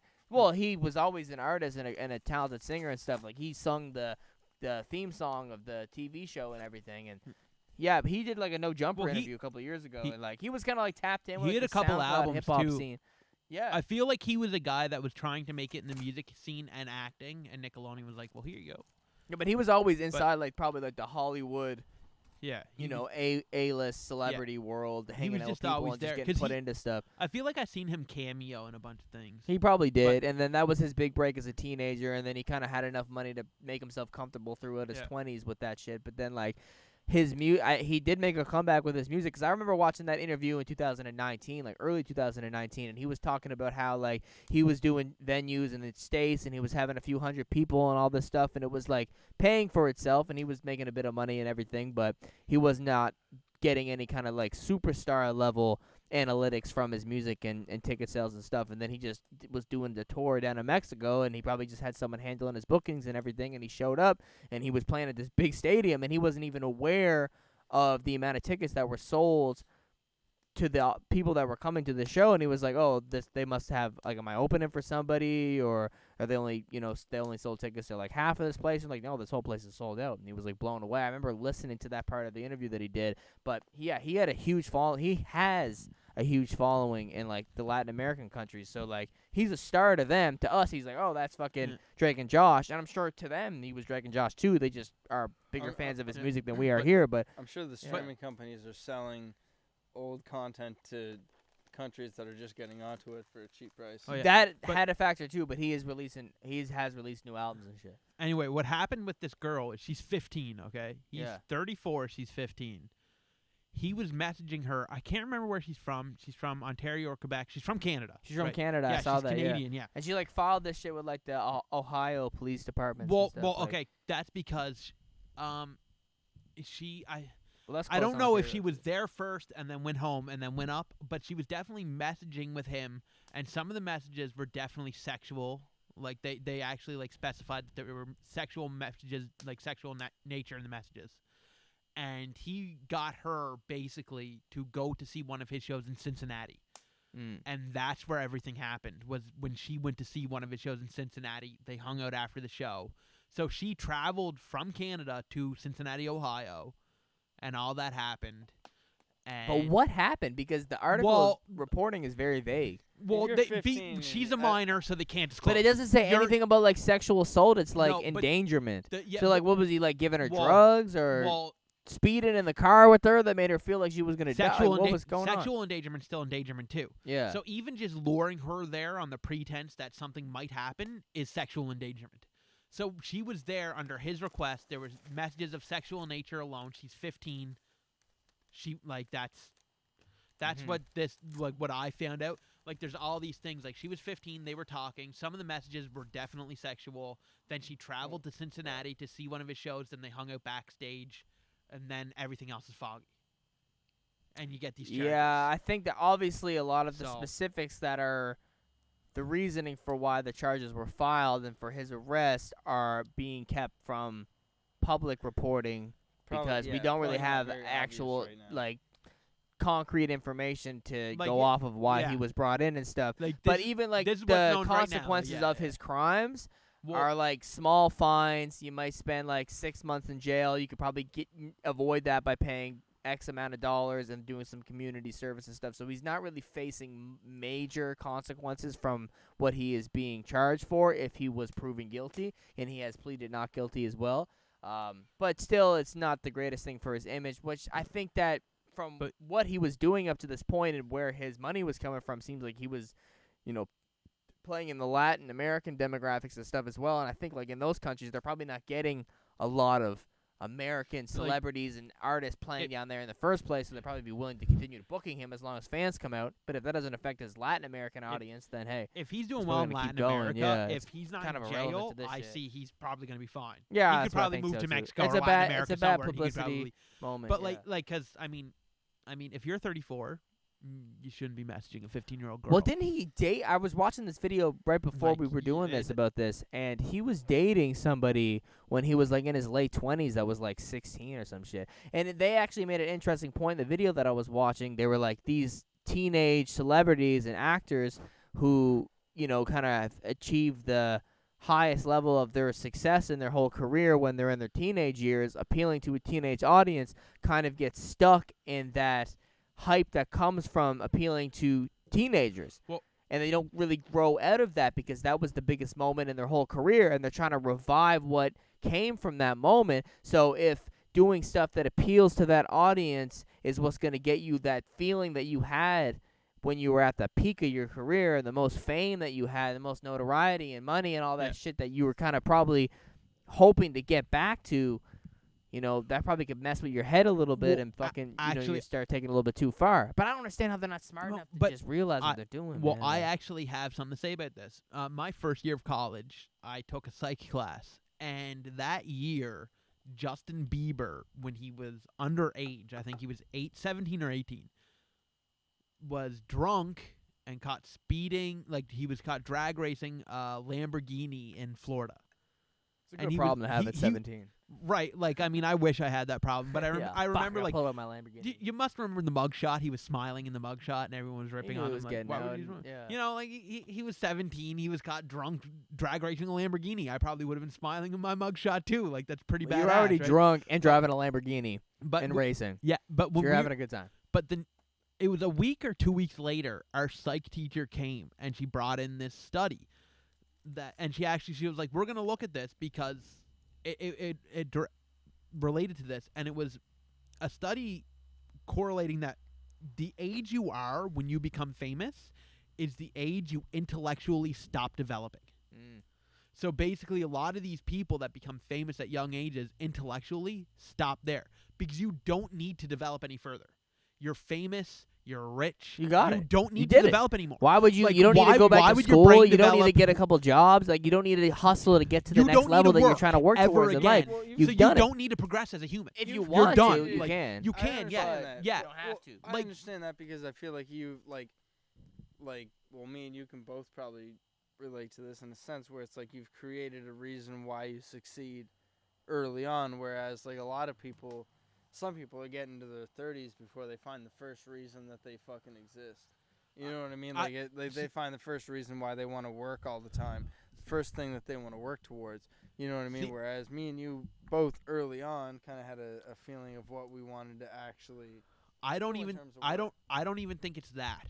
What I think. But when you, what I I'm- think it what is- I was getting to is when you find that you get comfortable in that, and you develop your personality inside of that. And if you stay there too long, you're gonna kind of settle. So if you can do that between the ages of 15 and 17, you know what I mean. You're gonna settle into a shitty kind of But- person. That has Depending on more the to type do of with person you are personality, and- not intellectual development. Yeah. Like personality, you can get stuck in shitty ways an awful lot. I know for a long time, just a little bit ago, not even that long ago, my personality changed, and I was like rude. I wasn't nice. Like I would cut right to being mean and bitter. And if you know me, like in the past, and you know me now, that's just not me.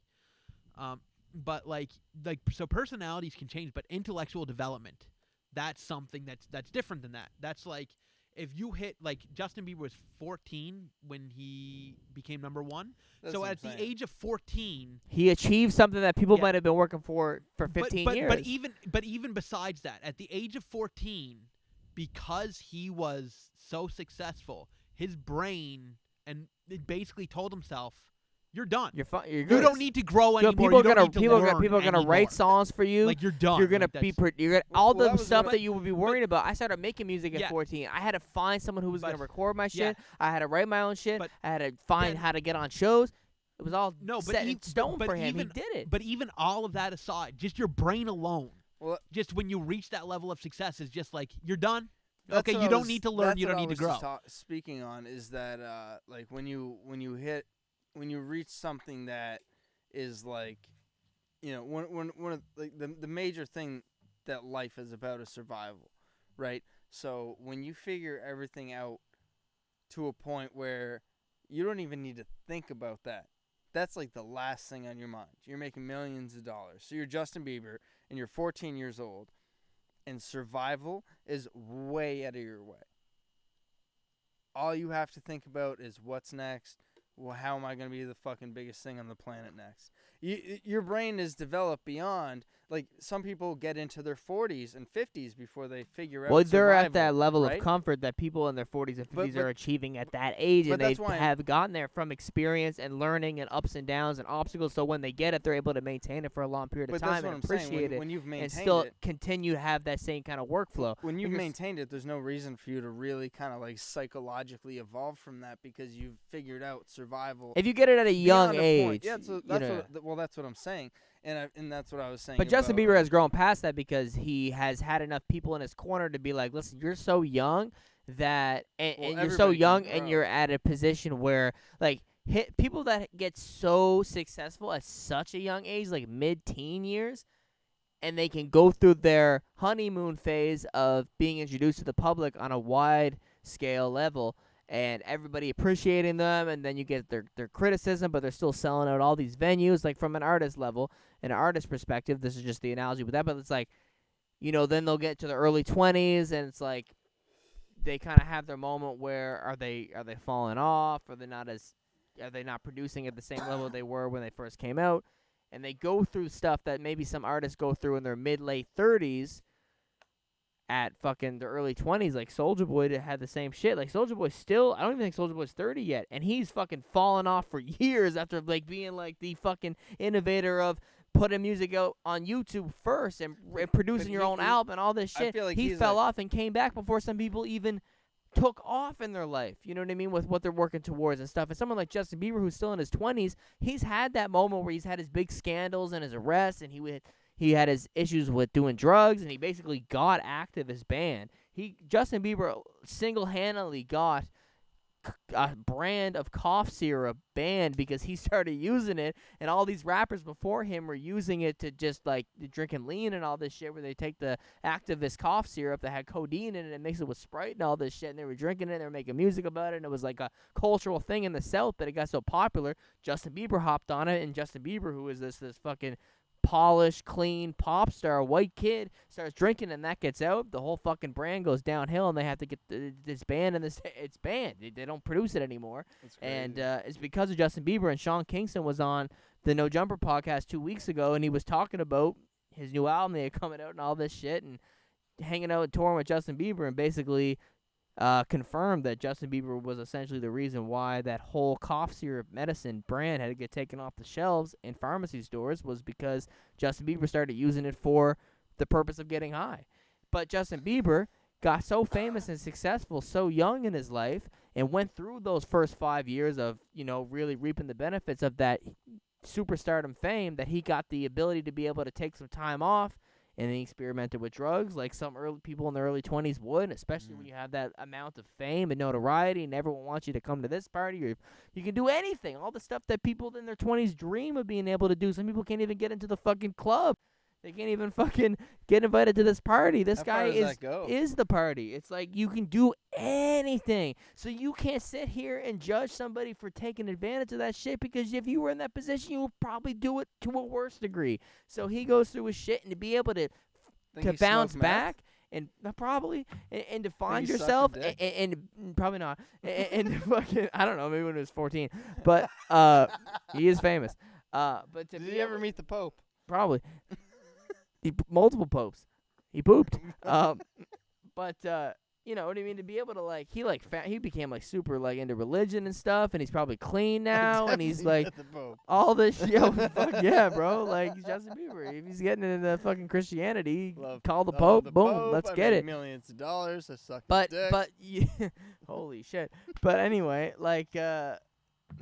props to someone who can become that famous and that successful, and fall off, and then get back on the horse, and then release albums that are improvements on a mature level. I haven't listened to his newer music, but I know they kind of get a little bit more respect, and I like, you know what I mean. Music. To be able to sustain yourself for that long in the fucking public eye and not completely go off the rails is especially if you can get back on track. I don't think Justin Bieber. I guess the applause from me.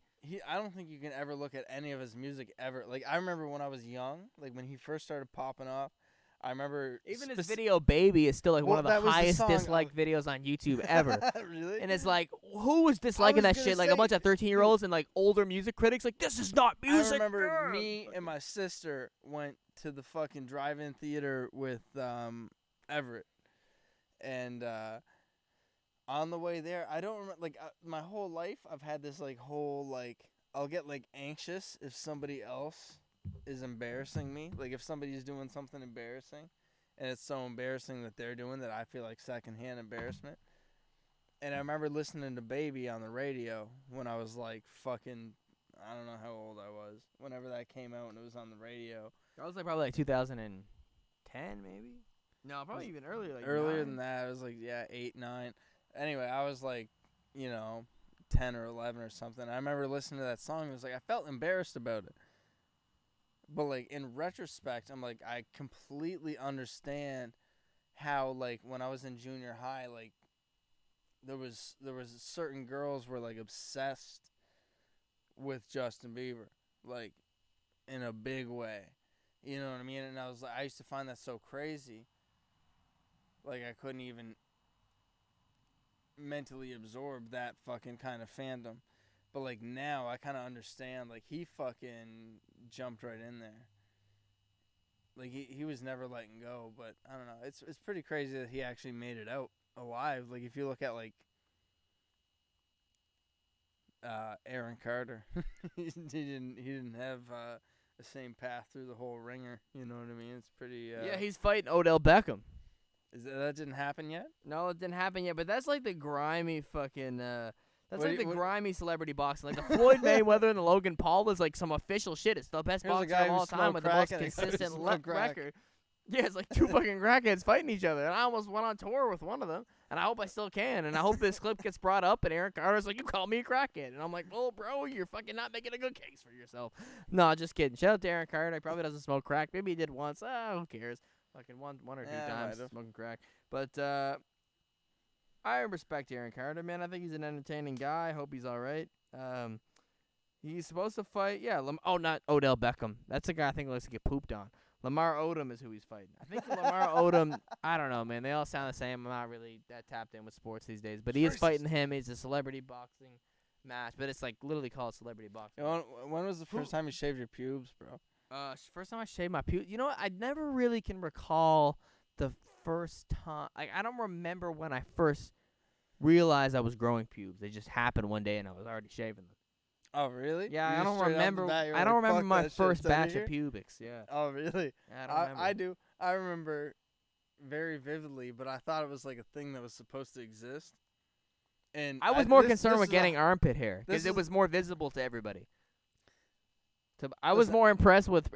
I was more concerned with impressing my male homies with the fact that I have armpit hair than impressing adolescent female women with the fact that I had pubescence. I had a very high thought the other day. I listened to a lot of podcasts about like ancient, like Roman, Greek history. I feel like we said like- some things during like this wars. podcast that's gonna make us get canceled forever. No. Did This we? isn't really. But Talking about Uh, pubes. I had a pee. basically, the main thought about the Roman history thing is how history repeats itself and perfect societies collapse on themselves. And the time that we're in right now, there's a lot of aggression and hatred and whatnot.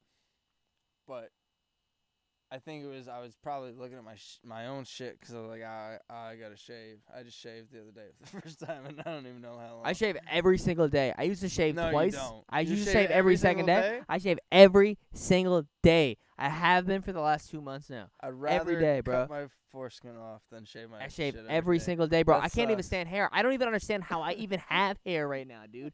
The only reason I have hair is because my girlfriend and my mom criticize me every time I buzz my head. Like, you shouldn't have did that. You have beautiful hair. And I'm like, fuck.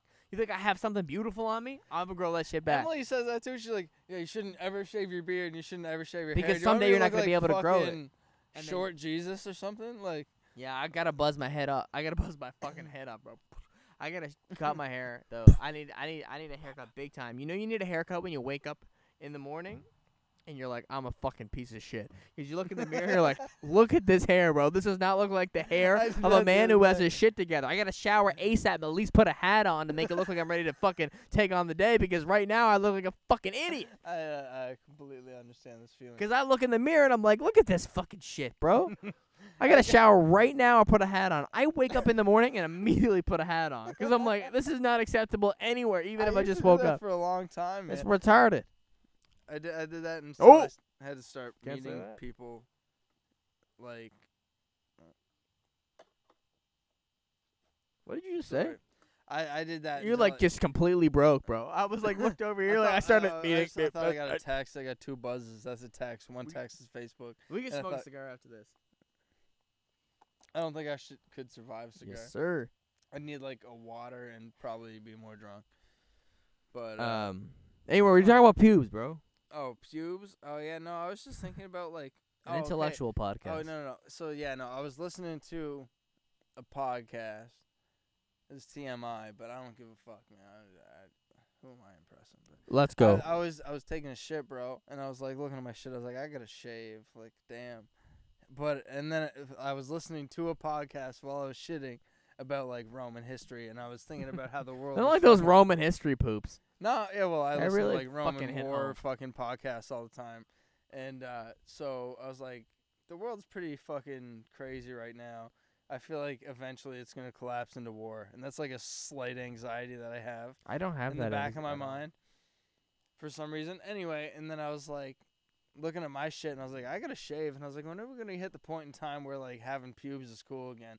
Because honestly, the only reason they exist is because like becoming mature, you get them, so you have them, and it shows like if you're like a fucking caveman, you're naked in the fucking cave, killing fucking wild animals with your Don't fists and fuck with shit. me. Look how It was hairy like, my look pubes at my are. pubes, bitch. Wanna Yeah. fuck? That coyote was You scared know as what I fuck mean? from that guy's Look nuts. at that guy's pubes. Yeah. I don't want to fucking eat that guy. You know what I mean? You And see then we his shaved nuts? them off. So if like we went No. out, if we were fucking cavemen right now, we went out and they'd be like, look at those big ass little boys. They don't even got pubes. Yeah, they The want to not be. coyotes would eat us. They get scared from hairy pubes. But I was for some Hairy reason my pubes, my hairy thought nuts. was the end of my thought was like, how long is it gonna be before everybody has pubes all the time again? Because I don't think anybody got pubes. That's right personal preference, bro. What are you showing me? Your mom's posting us on Facebook. Are you serious, dude? Oh yeah, 100%. She just tagged us. She's and like, look at my post- son and his buddies doing their podcast in the backyard talking about pubes.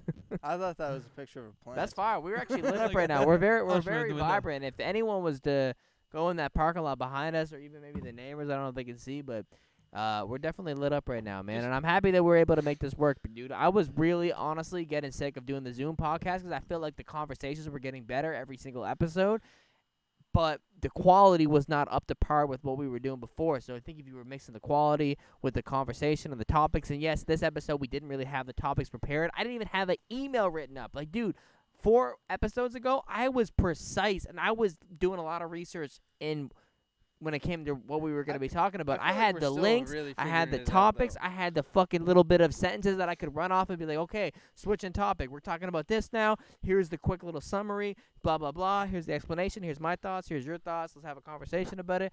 We just went into this like full blast tonight, but I think I'm actually genuinely impressed that we did not get swarmed by June bugs. I thought that was going to be a huge problem, and we were only going to go for 45. Well, at the beginning, before we started shooting, do you remember what you said about length? You're like, if we get an hour, Yeah, it's yeah. a success. How far are we in right We're now? at an hour and 50 right now. Damn, We're really, almost bro? 2 hours. I feel like right we now, didn't talk about anything. We didn't. What the fuck did we talk about? Meat Cove. We talked. We talked a lot about hiking and a lot about the Cabot Trail. Yeah. Nova Scotia tourism. Just link Nova this Scotia shit. tourism, definitely, bro. I actually got something to say about that. You know, Yeah. I always watch the Nova Scotia tourism commercials, Yeah. and I'm always like, oh yeah, Nova Scotia, and it's always like You're every sitting on your sec- couch, guy. But- Let's go Nova Scotia. I always notice like every second shot is Peggy's Cove. Really? Yeah. No, it's You like, go to dude, Peggy's Halifax, Cove for like 2 hours, and that's all it it's is. rocks and a lighthouse. That's all it is. Like Cape Breton has way better scenery than anywhere off fucking Cape Plus, Breton. Like you Cape could Breton, drive. Halifax scenery is way the fuck down here. Cape Breton's way up here. Cape Breton, we are way above you, Halifax, baby. Come at us, baby. You could spend I'm boycotting a Halifax. week in Cape Breton, Yeah. going to different beautiful views, Yeah. and not even make like Take a a quarter tourist. of them. Yeah. Like, Take a tourist that has never been to Nova Scotia to Nova Scotia, have them spend some time in Halifax and the surrounding area, and then have them spend some time in Cape Breton, in the Highlands, and the surrounding area, bro, and ask them where was their favorite. And you were telling me they're going to say Halifax? They can just go to a bigger city. They just go to Toronto if they want to see a big city. They just go to New York. They can go to Los Angeles. They can go to fucking Las Vegas. They can go to Miami. you want a lighthouse? They go We to got Edmonton. They go to bunches of them. Vancouver. Bro, We we got lighthouses. rocks. I'll We pull got a lighthouses. lighthouse out of my ass right now, bro. But we got the Cabot Trail, Get yo. the Cabot Trail, baby. You ever seen like 8 mountains at once? How much green has your eyes processed before? Do you want to hear something that blew my mind? Come on, That baby. I found out.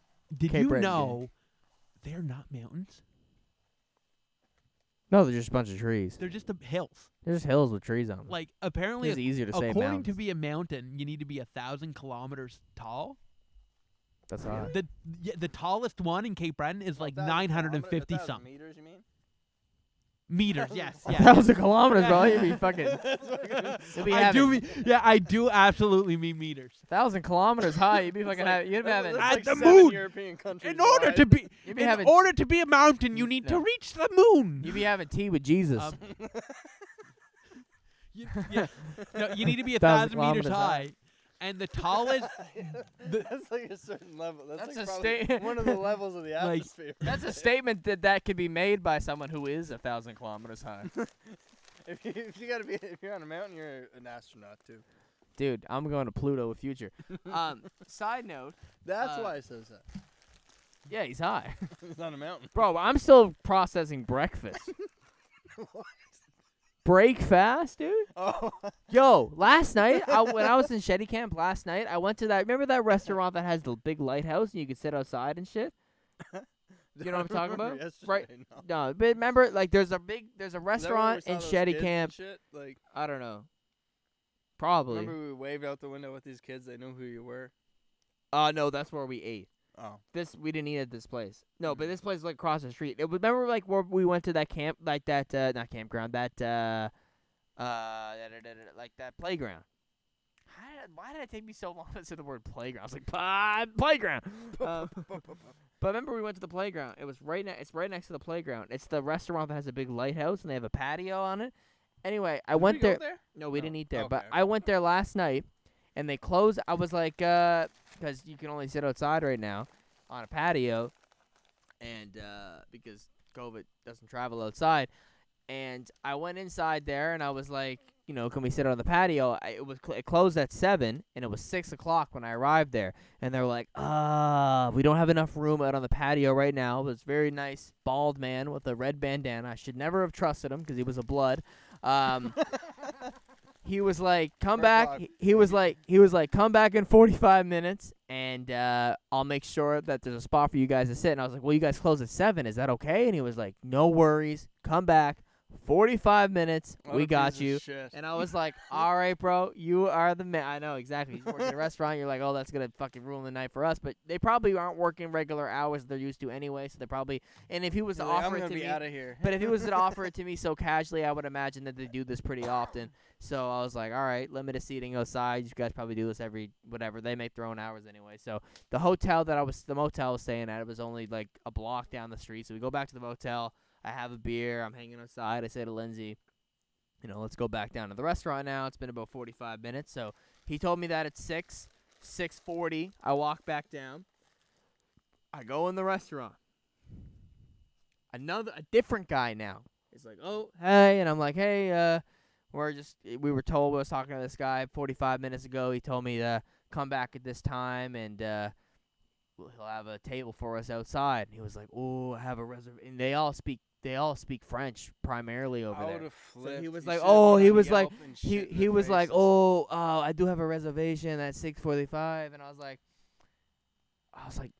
but the person I was just speaking to 45 minutes ago told me to come back here at this time and he'd have a table for us outside. And he was like, there. And then as soon as I was having this conversation with this new person that was talking to me at the restaurant, 3 people come in behind me, and I'm assuming these are the people that have the reservation that is for 6:45, and the place closes at 7 on their sign. And this guy told me that I could come back at this time and he would have the table for me, and I was ready. Like, Lindsay was like, we're going to tip him $20. You got to make sure that, because she was like, I feel bad going back there because, like, they're going to close. And I was like, no, because that guy seemed like he knew what he was talking about. He probably owned the restaurant. He looked like he was the kind of guy that was in charge, and he told us to come back, and he did it nonchalantly. No, if they're going to offer for us to come back here, if anything, they're going to make a little bit more money because we're paying for a meal that they would not otherwise get because they would close down early, and we'll tip them, and they'll make a little bit more money, and everyone makes more money. Everyone's happy. We're getting back on track here. And I was like, no. And she was like, okay, fine. And I was planning on making a big post. Thanks for staying open late, guys, and shouting them out, tagging their Facebook page. All this shit would have been great. But I come back, and this guy says, no, we actually have a reservation, so there's miscommunication with the staff there. And I'm like, whatever. And then the people come behind us. The second guy goes into the kitchen. He's like, okay, one sec. I'll see if I can work something out. And I was like, okay, this guy's going to go talk to the other guy. He'll say that, yes, he did tell us to come back. They'll honor the situation. But I imagine they were busy in the kitchen, or that guy couldn't be found. And when he was busy. And he said, you know what, man, fucking take the L, tell them to leave. So the guy comes back, and he's like, oh, sorry, man. There's no room out there. You know, I do apologize. And it was crazy because I went to this Wabo's place. It's like pizza, subs, whatever. And I went in there, and I was like, can I sit outside? And can I get some food, sit outside? Basically, all the outdoor patio places around these spots, same in Bedeck. You go there, you order your food, you get it, and then you can just take it outside and sit outside. And then I was like, but this view doesn't look as good as the other place, so let's walk up to the other place. And they told me to come back, so I waited 45 minutes, came back, and they said they couldn't serve me. So I went back to the first place that I went in. I was like, one second, I'm going to go talk to my girlfriend, and we're going to order. And I didn't even go back. I left, and the fucking place screwed me over. So I went back to Wabo's and fucking got a pizza sub. But fuck that place. The second place that told me to come back in 45 minutes. I came back and they said there was no room. The not Wabos. You know what? That first guy. They're not Wabos. That first Shout out to guy? Wabos. I got a Go question. there. That first guy that lied and fucked up your whole day. Yeah. That started it He all fucked off. up like 45 minutes. And I was hungry, bro. And I waited, and I was like, that's going to be a nice vibe sitting on that front step. Because when you go somewhere and you're staying for the night, you want to eat at the best place and eat on a patio. Would you rather fight that with a nice guy? view. Would you rather It's fight worth that it. guy or piss on him? Would I rather fight him or piss on him? Yeah. I would rather piss on him because if I piss on him, I have no chances of losing. If I fight him, I might still lose, and then I'm fucking double pissed. He fucked me over, and he beat me up. If I pee on him, I'm just peeing on him, and he has to deal with that. I can't lose if I'm peeing on him. In Karate Kid with fucking Jaden Smith, they beat him up and then they pissed on him. Jaden Smith gets pissed on in a movie? Jaden Smith Yeah, also, bro. like, You're gonna almost get kisses a canceled. guy You're in gonna that get 90s canceled for that hip-hop shit. movie. Oh, wait, did he get pissed on or did the original Bro, guy I get feel like if pissed on? Jaden Smith got pissed on, we would... I'm pretty sure No. Jaden Smith got pissed I never on. watched that movie. But at least in the original Karate Kids, the kid got pissed on. I don't remember Ralph Macchio being pissed on in the movie. Is I that the remember guy him from the getting original beat one? up, but I don't remember him getting peed on. One of them gets pissed on, bro. But I was just thinking about that. I Would you haven't rather seen beat the somebody up I or haven't piss on them? seen 'Cause the Jaden Smith in one of the Karate Kid movies, one of the kids gets beat up and then pissed on. Well, but beating up someone comes at the price of... There's maybe one. challenge. Which one's worse? When Like, if you're pissing, like, if you're beating up somebody, like the if person you're gonna- if beating up gonna has the straight up chance to display fight back. dominance, would you rather beat somebody up or like piss on them?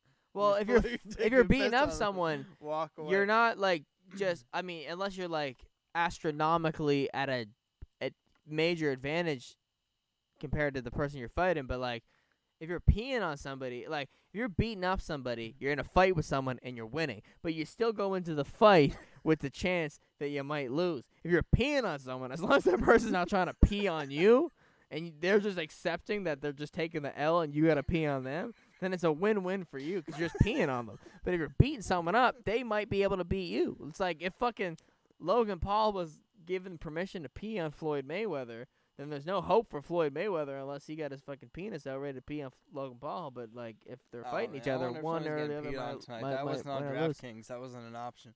You couldn't pick the P option. Who $5,000 for a little piss. Before we wrap up, I feel like next week we're gonna be. I like this spot too, man. This is a. I feel like we should do this more often. I can't believe we set all this stuff up just to talk about Meat Cove, hiking, peeing on people, and Drake Bell. But hey, man, you gotta fucking be consistent and drop the episodes every week. I think that so basically, I was asking Jay this before we started, but so we can get people to like if we get some guests on, we can get them to call in through Zoom, and the program that we use to record the podcast can just export everything, and it'll be very easy. We'll still get the same quality as we're getting right now with just us, but we would just have the guests and it'd be split screen like our Zoom episodes. No, I haven't done it before, but yeah. Basically the video we that recorded through Zoom. Yeah. And you looked a lot better than we did because we were recording through Our shitty- yeah, I you were using your recorded at, like, webcams and I was using my actual camera. Right? Like and I know like the recorded version and what we were seeing were two very different things. Well, the thing is, it Right. records at Yeah. like I don't know if it has a max, but it recorded at like 340. You know what I mean? Like it was very small. Yeah, and what we'll be recording is what we saw, not what the recording. So I haven't. No, I hope so. I don't know. Yeah, no, I haven't done it yet, but that's what it said Mm. because I basically I export my video to what's it called? Zoom. Yeah, and then I get the video. Oh, you got an export for that? Well, yeah. This exports the video to Zoom, which is what I was doing last week. I was using basically our podcast setup, You but recorded rather than that too? rather than hit record, I hit stream. Now from there, what you can do is you can take the Zoom video and bring it back into this and record that. Oh, okay. I didn't do that because I didn't need to do that because you were recording the different way and I didn't know how to. But theoretically, yeah, we can do that and get like the full whatever. I think it was probably 720. I did it was 1080. But like when we saw the call, like you could see like the quality was significantly better because like you said there was like a quality cap. Yeah, on 360, the record. not 340. Yeah. Yeah. So there was like so we should be able to record it at like 720 or at least like a better quality. Dope. Couple things before we wrap up here. I was saying this before, and you went to go get the laptop or something. But did you see we were talking about the Mount Rushmore of hip hop in the last decade with Drake and Future and Drake, Kendrick, and J. Cole. And we were saying like Future and Travis might be the contenders for the fourth spot. That actually went the Rap Caviar. They did that put out that image initially that sparked that conversation. They did a Twitter poll and they were like, who would be the fourth pick for the 2010s? And they had like Nicki Minaj, Future, Kanye, maybe Lil Wayne, and Nicki Minaj had the most votes because her fan base is just the most active when it comes to anything relating to her on Twitter. And they actually uploaded the updated version with Nicki Minaj as the fourth face. And I think that is accurate. That's well represented. I mean, just because she's a female artist, she had major success. If you look at her 2010s. numbers, it's and her impact and everything and what she's done for female rappers, it definitely checks out. And but I saw this thing before we started recording tonight. There was someone posted a SoundCloud Mount Rushmore, and on it had X, Lil Uzi Vert, and Juice WRLD on it, and the fourth face had a question mark on it. Is there anybody that you could think of that could fill that fourth space void? I think that Juice WRLD is actually a little bit skeptical. I mean, I don't even know if I would consider Juice WRLD a part of that era because that was like No, 2016, you know what? 2017. Yeah. He blew up in 2018. The type of music that was popular, like the type of music that came out of the SoundCloud, any artist recorded in the room, uploaded something on there just by themselves, and it kind of exploding era had a lot to do with like the emotional shit. Lil Peep should be on that one. Maybe not instead of Juice WRLD, but they could add him on there. He would be the fourth one. That makes sense. I'm trying to think. Who was on the 2016 XXL freshman cover? 21 Savage. He wasn't really SoundCloud. Kodak wasn't SoundCloud. Lil Yachty, maybe. I think that Lil Yachty could be a contender. Lil Peep, he should be solidified on that. He kind of caters to a different audience than but still, it's the people that are on there. Dat Piff, like. Yeah, that's true. Yeah, I think Lil Peep is definitely on that. And it's weird because if you put Lil Peep as a third person on there, so that means 75% of the Mount Rushmore of the SoundCloud era is dead. Where because the thing with SoundCloud is like you can release on there for free now, but there's not really a point. Like every other access point to like mainly distributing your music is open. Whereas before it wasn't. Yeah, like it's very easy to put your music on a Spotify now. Yeah, it's not like you need to be like this fucking giant artist to meet these levels where you can distribute your music. Or even back then, you may have had to do a little bit more research than now. Like anybody can fucking fart on a record and export it and put it on Spotify. Exactly. But back then, that's where that music was going was SoundCloud, and that's what there was such a big community on SoundCloud because it was a social media network for music. For some gold. Yeah. You know what I mean? Like that freedom. And a lot of careers, were produced from that era. Because you didn't need to have that step up to a major label to get on, or to have this heavy access to get into these major discussions where you could just jump on SoundCloud and do it. Yeah. And that's why I said Dat Piff before. It was like there was certain avenues for you to put that music out there to all these people that were really looking for it. I don't feel like that, and I feel like we talked about this kind of before. I don't feel like that there's a necessity for that anymore, like a mixtape. Like the mixtape is kind of dead because like there's not really an avenue for you to put it out there. Like Dat Piff is kind of extinct. People still put things on it, but it's not really a type of platform. If Lil Pump had more longevity, then I think he could go on the SoundCloud Mount Rushmore because there was a time where he was the biggest one, I would think, out of all of them as far as just like who could gather the most attention and just the amount of views and all of that shit. But he really kind of jumped. He kind of fell off there. But X, Lil Peep, Lil Uzi, and then it's kind of like, is it like Juice WRLD is just as influential as they are, but I don't know, is he from the SoundCloud era? I guess. Juice WRLD? But I feel like Juice WRLD came out like in early 2018. That's when everyone was really listening to him and shit. He definitely popped off of something. Yeah, he probably did. He probably got his first amount of his first high amount of streams off of SoundCloud. I think that's what would define someone as like a SoundCloud artist to me would mean but was their first big break from the SoundCloud platform, or was it he had a music video with Lyrical Lemonade that was put out on their channel that then had him reach the most amount of people that he's ever reached so far, that then gained him lifelong fans that he could tour off of and have bigger songs from that. But I guess to get to that point, you need to have some success that you make for yourself first, which probably would have came from SoundCloud. Yeah. So I think X, Juice WRLD, Lil Uzi Vert, and Lil Peep. That makes sense. That was a good pick. Another thing, what else did I have in here real quick? I thought this would be kind of fun. Oh, before we even jump to the next thing, just simple answer. It might even be happening right now. We can go check. But Logan Paul versus Floyd Mayweather might be an easy response. But who do you guys think takes the W? This could age very strangely depending on what happens when we watch this tomorrow. Thing. Floyd Mayweather doesn't need to win. It doesn't count against his record and he either. gets paid a lot of money.